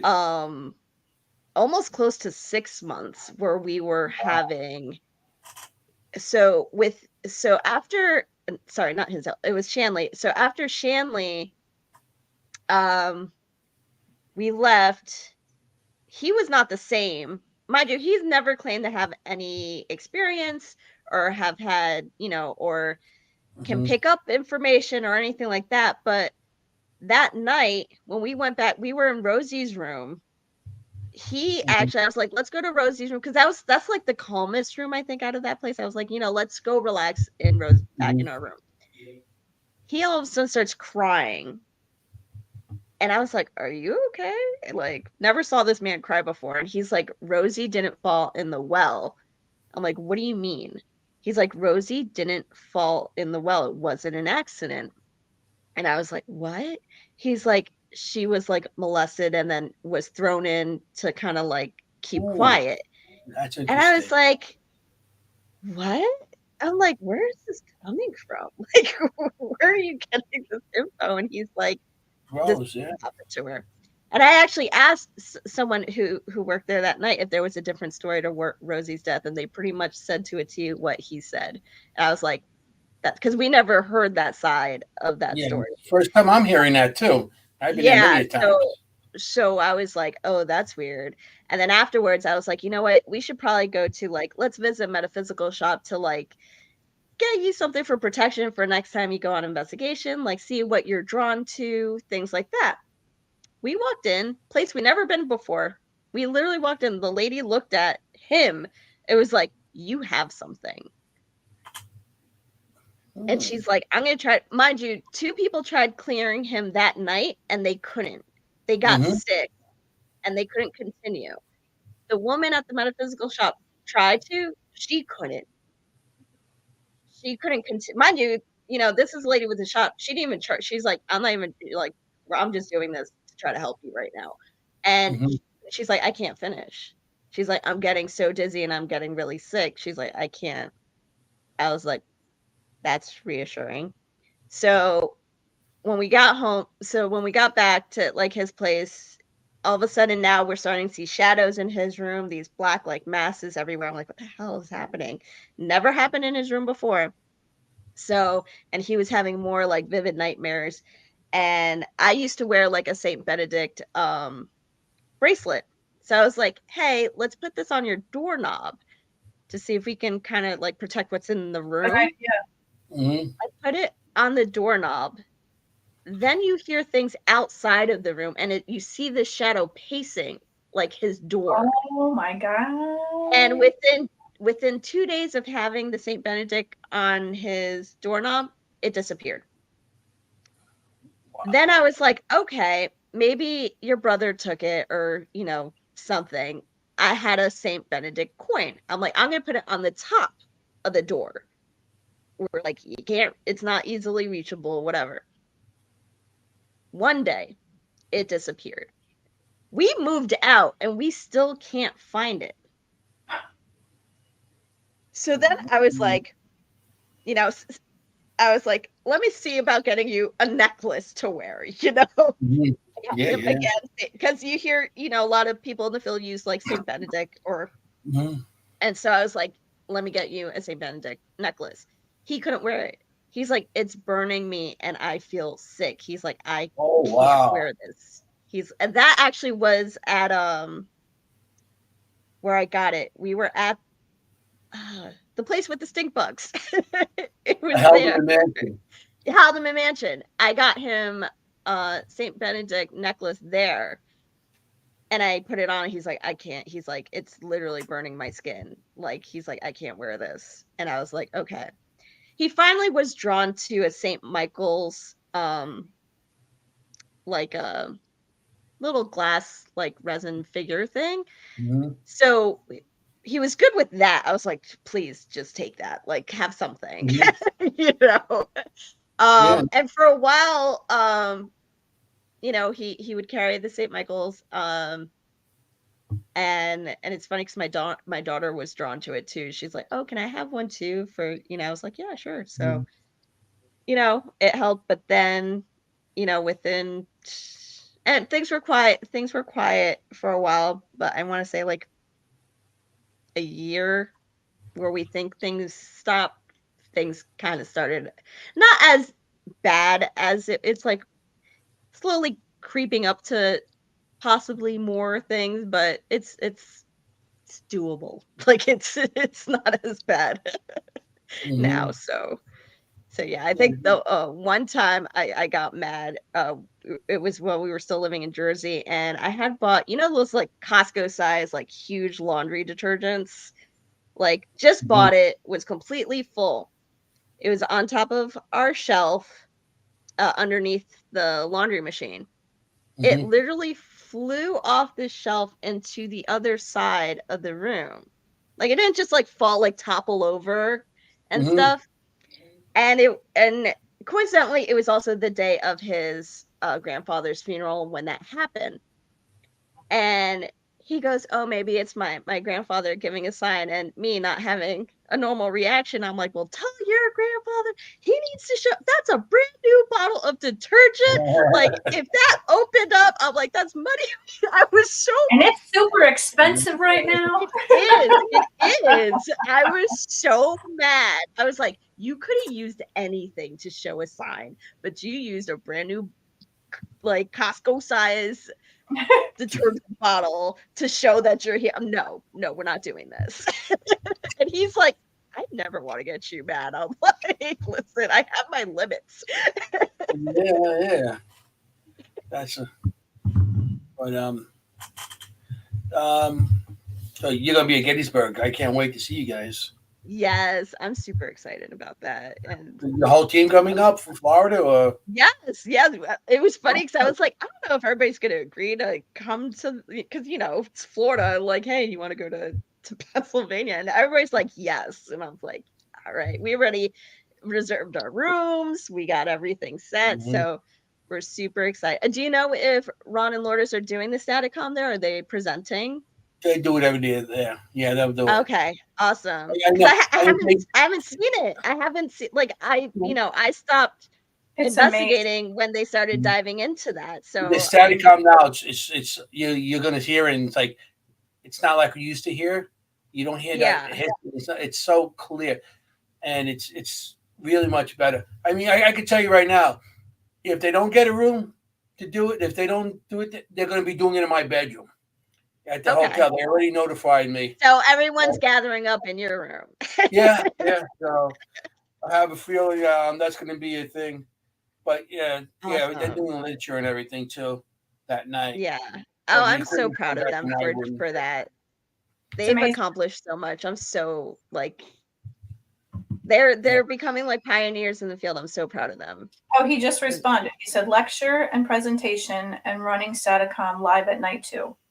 Yes. Yeah, I get at to see nighttime he goes it. on Facebook Live at night, and he does a session on, and it's not just a session; it's like 4 hour session on Facebook Live at nighttime. So if you can't get it, you come in anytime, and it's interesting. You really got to check it out. Okay, I'll have to. I'm always trying to get the kids in bed, and then I'm like, yeah, once they go to sleep, I'll catch up on everything, and then I knock out with them. So it's so hard for me. Mhm. Yeah, I know But that's. I'm definitely. I mean, he does come on a little late, but if you get a chance, I can imagine after the day with the kids and everything you do. Yeah, but I can watch it. I mean, they're still on his page, so I can watch it anytime. So I'll probably have to sneak in some. Well, they got YouTube channels too. You could also catch their, Gonyak Paranormal, the Yes. YouTube channel. You can Yeah. start watching on that too, because they're always posting something new on that. So Okay, Who's awesome. who is the Facebook user that said we'll see you in Gettysburg again? Stop by our booth and say hi, Maureen Grzinski and Anthony Sonelli. Oh, by the way, Ron and Lourdes said we love you. I love you guys. Yeah, they're good people. So Yes. so we just have a good time there. We all go out to dinner and stuff. So Yes. I'm not sure if my family is going to go this year. We'll see. Because but I got the room Maureen, are ready. you going to be there? I will be. Yay. Ron, yes, I'll get to meet you. I get to And see Ron, you in person. no, we can hug. Ron said Haiti is the reason why we've been asked to speak at the Liberty Science Center in New Jersey every Halloween season. That's amazing. That's cool. I'm so glad you guys continued that. I'm so excited. That's You know what? It's so funny because it's like when sometimes, like, I'm so glad I've met the people I've met in this field, because you hear like some horror stories with like the jealousy and like the Like, it's still not, going on. people not wanting other people to accomplish. Like, no, guys, we're all working for the same goal. Awesome. I see. Hi, is that Chris? Chris, I think Chris Mendez. He's Facebook user. Hi, Chris Mendez. He's another. That's Mikey's uncle, great investigator. Check out he has Darkness in Suburbia on Scare Network, and I'm gonna say this title wrong. Demon Castle, I think it's called. I literally watched them both just the other. I finally caught up on those two things. So, and they're phenomenal. The evidence they caught is really cool. Yeah, Chris, I like. Chris is why the video camera I use, the night vision camera. I still use the same camera. We did White Hill Mansion. He had it, and I was like, "That's pretty cool." So I bought the same camera, and I still use it to this day. And it's so funny. I was just at his house like during the holidays visiting. I'm always impressed by his like camera gear and his setups, and like it's funny because I came back and I'm like, we got to get Chris's setup and how he has everything, because he like how he films is phenomenal. So I always like Chris. He's good people, very good people. Yeah. And I'm not saying because you're on the air right now, Chris. I always say it. I mean, not because I'm saying because Hades there too. We got to go out. I mean, we come up, get Chris. Everybody, is Chris? Chris is coming to the. Chris, I think he said he was going to try to make it out to Gettysburg Bash. So hopefully he can. I think he stopped last year, so he should be going. He better be. We're going to be there, so he better be going. Well, I was at my table. I seen him walking in. He walked by. He was talking to some people. So I said, okay. I tried to get around my table. By the time I got down, he was gone. I was like, what the hell? He doesn't come over and say hello. So, that should be good. We'll all go out to dinner again like last time, all 30 of us. Yeah. Reservation for 30. Yeah. They were Just put a supposed to couple give, things out. Just, they were you supposed to give us know. one big table. Also, they give us like spotted tables all over the place. That's not what I wanted. Yeah. You don't always get what you want. Yeah. Listen, Well. I got serenaded there, guy with the guitar singing me the songs. Yeah. They were overseeing It it. was pretty sweet. Yeah. That's that's Yeah, what my. I'm actually looking into like booking investigations out there too. So whatever I get, I'll let you guys know and Yeah. hop on Yeah. along. That'd be great. I mean, Yeah, Gettysburg, I'm always happy to go to. You yeah. know, I have It's one of my I mean, I go there favorite every places. year for the thing, but I don't go investigation because after the we get done with the Paracon, I go outside and I party. I'm in the Yes, hotel. that's I'm gonna true drink and smoke my too. cigars because I don't really drink it because I Yeah, don't like drinking and driving and you know. yeah. But I could drink there, Well, and the only they're thing I get having it home, at the new hotel, right? yes, And I think around a I port, think I heard they something have like a that. bar, right? Like I Yeah, think I heard they They have a always have a bar bar, there. but we it's a bring little our far. own. It's easy to bring our own. We bring a case of whatever, and we just throw it in the cooler, and we just drink out of that. Okay, another You know? reason to go to your room. Yes, because of the food and the drink. And cannolis. Cannolis. I don't know about the cannolis. They're a little more I'll expensive. That's force like them the to least. bring some. Don't you worry. We have new watchers. So we have Todd and Carmela. Hi, guys. Okay. And the person that I couldn't see is Gavin Kelly. And there's something very interesting. You're going to love this one. As of January 6th, his new book dropped at Barnes and Noble. It is called Ghost Hunting Sensationalism in Social Media. Okay. Awesome. All right, I'm gonna have to check out that. And he has a second one, which will drop in September. Good job, Gavin. Nice. Proud Awesome. of you. So grab one, and then he could sign it for you at the bash. Oh yes. You have to do that, and I'm gonna have to run to Or you can sign. grab it there. I'm sure he'll have some.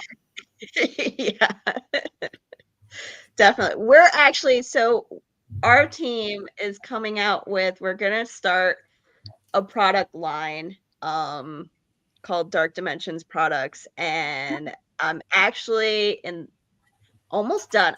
I'm the Virgo comes out in me too much, and I'm like, I'm finally done with this thing I'm building, and I'm like, wait, no, I just want to make a couple more changes. I think I'm finally on the last few changes, but it deals a lot with the Gansfeld method and what we use a lot. So it's gonna be a product that kind of deals with that, and it's super mobile and super great, and that should be coming out by next month. And we're gonna also do other builds and stuff, and we're more about quality versus productivity. So with these so with our first product that we're coming out, we're actually only doing 2 builds a month, because I would rather do that than have a ton of people order and wait months and months and months, or you know have that whole thing happen. So and I would rather, again, the perfectionist in me would rather have a quality product than an overabundance of something that's going to end up breaking. Yeah. That's awesome. Yeah. Can you, it's getting late now, so can you give anything, how to get in touch with you guys and all that other stuff? You know, Yes. I'm YouTube, gonna whatever. put it up in the comment section as well.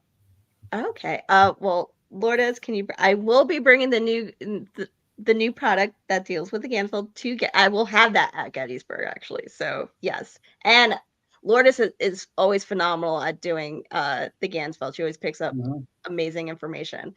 Yeah. But you can find Beyond the Boundaries Paranormal on Facebook. You can find us on TikTok and Instagram. We will be starting up a new YouTube page soon, but all the announcements and stuff will come out on either Facebook, Instagram, or TikTok. So if you follow one of those 3 channels, You could also direct message us on those, and yeah, that's it. You're so cute. That's it. That's That's it. it. That's it. Are you doing any investigations now? Or like, are you going to be doing a private, or are you being Yeah, we anything else? actually have one this Saturday. We are going to. It's one of our more extreme case. Some of us are a little concerned, but it's for a family, and we're willing to help. And there's children involved, so it's a more extreme case. They did allow us to film Uh-oh. the content. So if we catch anything, you guys. Oh, and yeah, we do have investigation this coming Saturday, and we actually we do. There's a place called Phantom History House in Tampa that we love, and they actually do monthly seances there, and we go there. We try to go there every month. So we'll be doing that this month as well. So if you haven't checked out Phantom History House, they're great bed and breakfast, and it's all like paranormal horror, like themed, and the guys who own it are phenomenal and also have delicious baked cakes and goods that they make from scratch themselves. That's even better. That And place the is bread. perfect for Lourdes. Huh? That place is perfect for Lourdes. Yes. Like, They will you never go hungry there. You should never go hungry there. So no, you should be, have to see that side of Lourdes to Loki. That's a new nickname, You call it Loki. Came late to the show. Quick question: did you mention did that happen to your spouse? Where you go? Okay, so that actually it was a residential case that ended up going from paranormal to an abduction case. And what ended up happening was our two investigators who did the Gansfeld experiment ended up with physical things on their body after that experience, and also things happening in their own home. So my husband was one of the ones that did the Gansfeld, and he ended up with the same fingerprints. I'm not gonna say handprint because it was like these weird three. I have a picture of it, and I'll post it on our page. Both of them on the same spot on their calf have these weird three finger marks, black and blues on the back of their calf. They both experienced stuff. Uh, that whole even sleeping next to my husband, I was experiencing somewhat of what he was experiencing. I was more experiencing noise, where he was more. He had a lot more going on with just him. So it ended up like coming back to us, whatever was in that house. And it was very aware of our presence and what we were doing. So It's like what that old commercial. Give it to Mikey, he'll like it. I yeah. So the abduction cases that we are handling are coming back to us, but it's the risk that we take as investigators. We never really know what we're walking into when we're going to some of these cases or locations. Like with Shanley, like no one's ever had the experience like Mikey really had there. I've always had a positive experience going there, and then one night everything changed. So I had a wicked experience there. We'll have to talk at some point. oh yes. Well, I've been touched and scratched and choked and everything else there too at times. Oh, you have? Okay. Yes, I have been physically attacked, but something coming home with me and possessing me, nah. I never had them come. Nothing ever came home with me. I don't think so. Yeah, that was actually the first time I ever witnessed something like that. Yeah. You get your activity. I've had like you said, I've had my hair pulled. I've had, touched whatever, but having something completely take over, like he doesn't. He doesn't remember. He doesn't remember most of that night. I remember. I was in the basement. He comes down the basement and goes, and he was like, and so we all went upstairs with him, and he was like, there's something wrong, and it was like, wow. we were all concerned about Yeah. him, and we were, it wasn't like he was doing it for a long time. I mean, he wasn't Yeah. investigating. He was just there. He Maybe was just he was literally yeah, the camera guy. He wasn't even an investigator. He was just yeah, holding the camera. he was just holding the He camera. You wasn't guys even on the third he floor wasn't with even yeah, we were doing the EVP session. He wasn't even part of the EVP session. He was just in the back, like kind of filming everything, and then him. yeah. And So he was the one that was attacked, and that was I remember he wasn't doing good at all that night. It's like wow, no. that, And but that's what's the difference between like investigators and I guess like your regular person. It's like most people are like, oh, we'll never like go to that place or do anything like that again. And Mikey's like, nah, let's keep going. yeah. Let's see what else is. What else could happen? Yeah. You got to expect that something's going to happen at some point in time. I mean, Yeah. I never had anything happen to me until I went to the Shanley, but I'm not going to not go back, Yeah. No, And it wasn't like I was touched or anything. I mean, and I had something happen at Wildwood, but I wasn't touched or anything. I mean, those were the reasons why I go. Yeah. Yeah. It's like, well, we go for those experiences. Right. That's why people think we're crazy. like you said, normal people say, "I'm not going back there," and we're like, "We can't wait to go back there. It's calling me. It's calling me. I got to get back."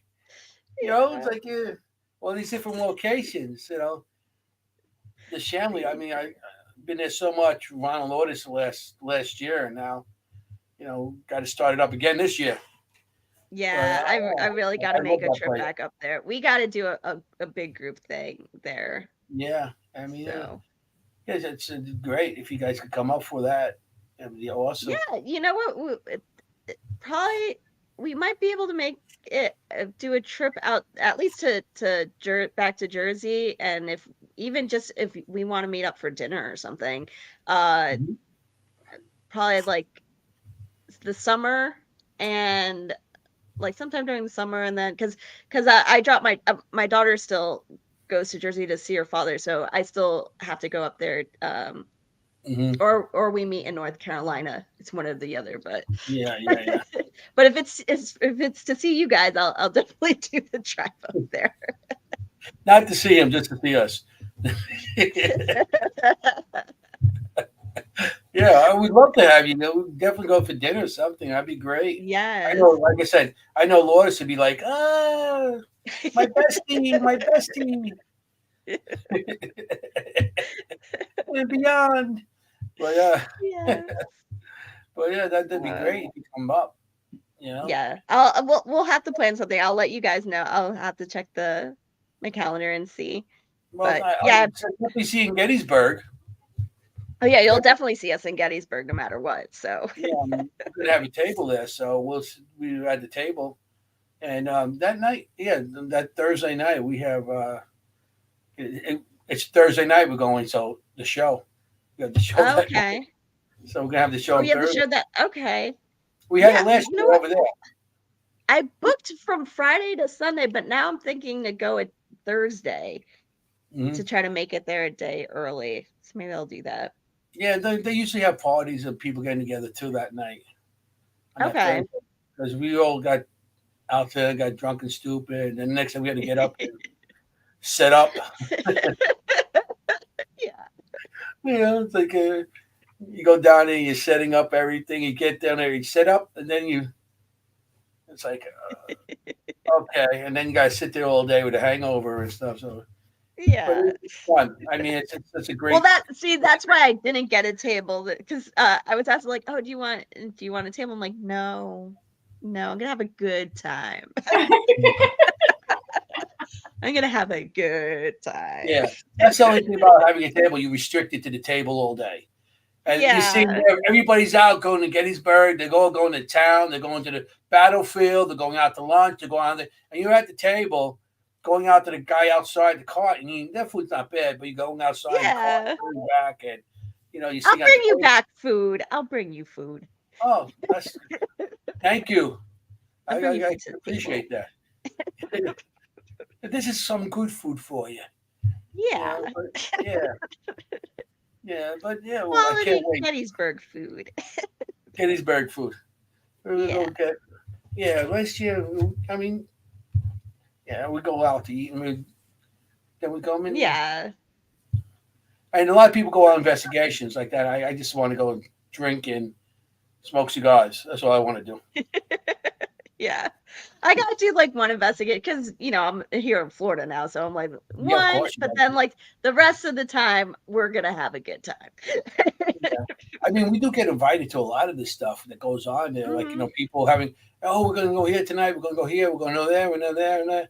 And you're like, okay. It's like, you want to go? Well, all those times before, I'm like, I never actually booked or planned. I'm like, somehow I did a ton of investigations to get this purpose. Just like, I oh, know. you want to come? I'm like, yeah. Yeah, let's go. You don't have to book anything. Just go on the guy. Come with us. Okay. Yeah.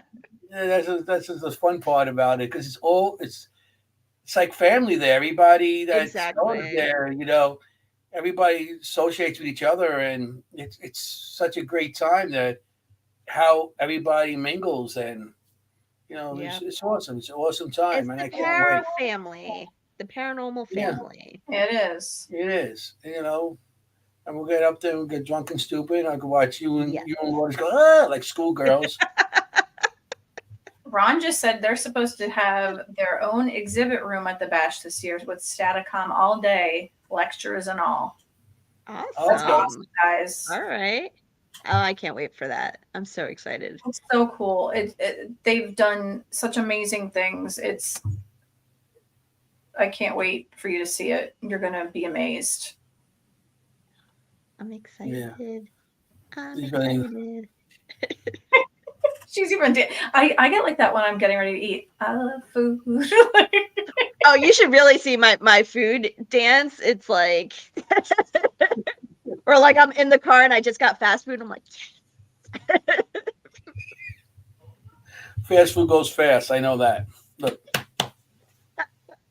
you can hear. That's how big my stomach is. You can hear it now. Listen.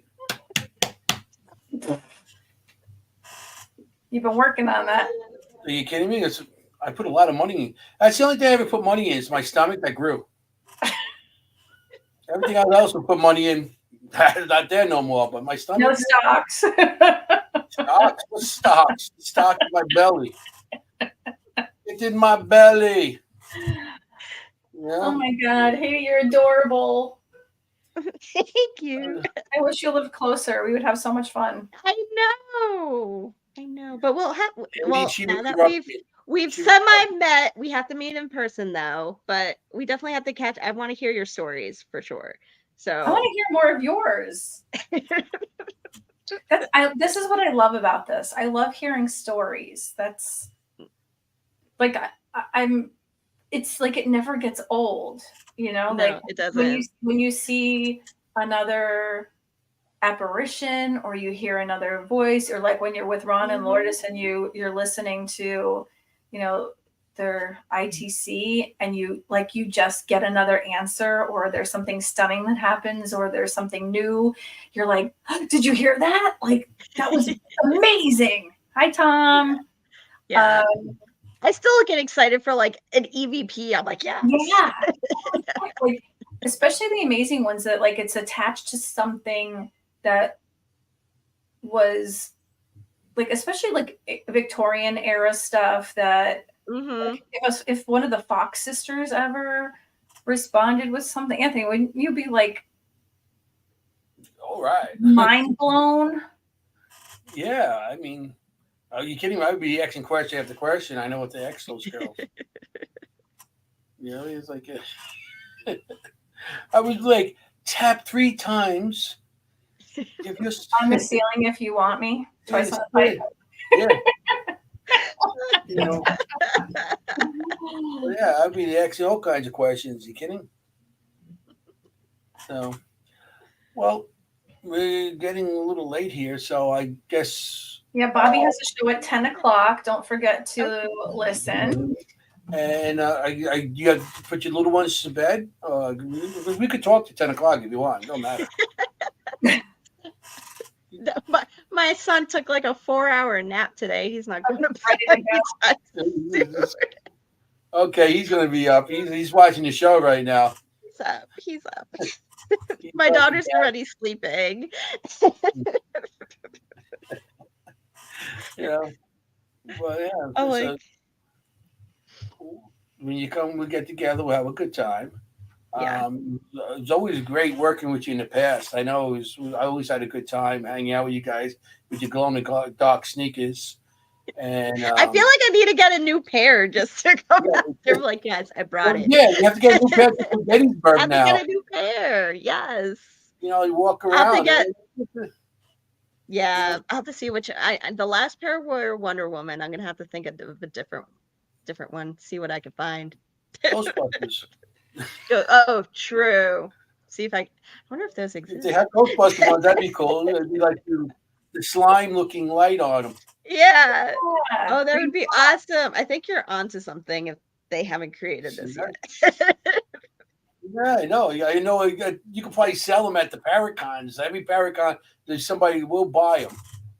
Yeah. Especially like. I would be the first one. Yeah. Rampart sneakers, you know. Yeah. On the tips, or the lights will light up on the tips and stuff. You could like sit with your feet up and say, if you see the shoes that I'm wearing, could you touch the bottom of them? And I can go like, Yes. and light up. Trigger shoes. Trigger shoes. Trigger shoes. But oh yeah.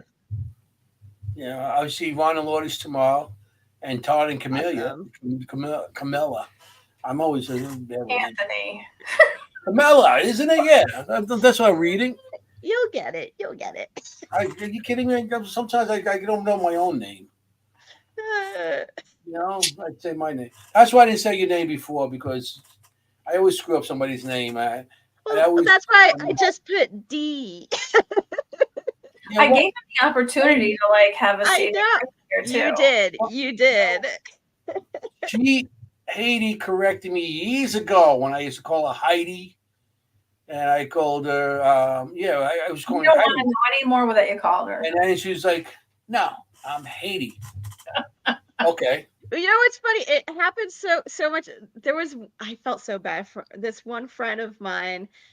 I didn't correct her for like 2 years. So she always just called me Heidi. And I was just like, yeah, sure. I was like tired. I was like, whatever. But then like there was like an instance like 2 years later where like a group of my friends and then her friends were all hanging out, and she's introduced, she's like, this is my best friend, Heidi, blah, blah. My friends are like, why does she keep best calling friend you that? What's your name? I know. I'm like, they're like, why does she keep calling you Heidi? I'm like, I never corrected her ever. And then like finally I'm like, I gotta tell you something. She's like, what? I'm like, you've been saying my name wrong for 2 years. And her mouth dropped. She's like, what? I'm like, it's Heidi. You betrayed me. Just call me D. I'm like, just call me D. Yeah, just call me D. That's it. Well, it's funny because then when I bring up like my older sister's name, so I'm Haiti. My older sister is Shady. So get out of here. Shady, really? Then I have a younger sister named Stephanie, and it doesn't flow as well. Yeah. Fit in the mix. It's like one of these things are not the others. There's Shady, and I'm Haiti. Is Shady Haiti, and Stephanie. And yeah. They don't like her as much because they gave you guys the cool names. Is it like Sheidy? No, hers is just Shady. They gave mine the special spelling. Does she like bust on your parents that she was given a name and now she's got to like go in and prove to people that she's not shady? She does always have to like show her license to prove that's her real name sometimes. That's like a rough name. Yeah, I mean, sometimes I'm not shady. I'm actually a very good person. She is. She actually is an amazing person. Yeah. I But mean, yeah, That's rough. I give it think up it's to my parents. they're from the 70s, huh? Like a little too much wacky tobacco, I guess. You know, I don't back then it was know. a lot. Everybody named Flower, and everybody was named something else. It was like Star Child, and I'm Yeah. Star Child. It's like, oh, wait a minute. Wait, the people that had kids in the 70s or that The ones that had the kids in the 70s. Maureen? Like, my name's Maureen. Did your parents do any wacky packy? I'm sure one of them definitely did. Definitely not enough because he's certainly not nice. Lady V said, and this is why kids axe murder their folks in their In sleep. their sleep. Because of the names. Listen, there's always an alibi. Well, it was funny because every time we learned like in school and like Egypt came up and then like, the god Hades, everybody's turned to me and I'm like, that ends in an S. Don't compare me to that.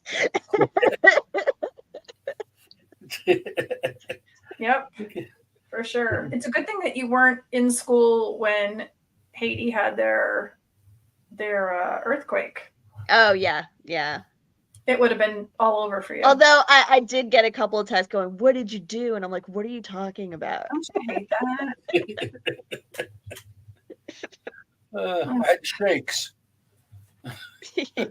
You're like Shakira. This is when I start to get delirious. Like it's closer and closer to the end. Past our bedtimes, guys. Adult life. Yeah. It's going to probably get worse too. It's so funny because now it's like before I know I'm going for like a night investigation, I try to squeeze in a nap. I'm like, let me just nap before. I couldn't do that. I just have to stay awake the whole time. Like if You I was just have to be investigating awake? more, I'd just be wide. I don't sleep. I don't go to bed till like 3:00. And then I'm up at like, I don't know, 8 or 9. No, like my husband makes fun of me because I will literally like we'll just lay down and I'll like he'll be talking and I'll answer and then all of a sudden he's just hears me snoring and all I hear is him going, "Are you serious?" I'm like, and I wake up like, "What?" He's like, "How do you fall asleep that fast?" I'm like, "I don't know. I'm just really tired." I'll literally lay there in the dark, staring at the ceiling, listening to like crickets. Oh no. It's so uncomfortable. I go through that like once or twice a month where like for over 24 hours I don't sleep, but then any other time I knock out so quick. Yeah, I can't do that. Can't do it. All right. Well, Bobby's next. Stay tuned to listen to him on ERRT Radio. To Bobby. So this was, is it Prestel? Prestel, yeah. So I did say it right. Okay. Yeah. So Haiti or D. D. If you can't say Haiti. Or remember. Prestel. She was a great guest tonight. Thanks for being with us. We loved it. Thanks for having Apparently me. everybody else did too because they hung in. Yeah. Thanks for having me. And I'm so looking forward to meeting you, Maureen, and seeing you again, Anthony, at Gettysburg as well. I can't wait. I'm glad you came on tonight. Really am. We appreciated it. It was a lot of fun. It was nice. It was fun and everything. So, it was nice having your husband drop in and help out too. That was awesome. Yeah. If you want to hear stories, you should interview him. Then you got to talk the story. We should absolutely. A whole other. Ron said, "Good night, all. We love you, Haiti D." Or we can go that route too. Haiti D. So this is another episode of Dimensions of the Supernatural. I am Maureen Grodzinski of A Little Witchy, and this is Anthony Simonelli, my great co-host, otherwise known as Mr. Forget About It. Hey. Anthony, take it away. Well, I just want to say you got to Be safe out there. You want to look for ghosts. You don't want to be a ghost. And I wanted to say, forget about it. Hey, good night. Night, everybody. Right. See you next week. Same time, same place.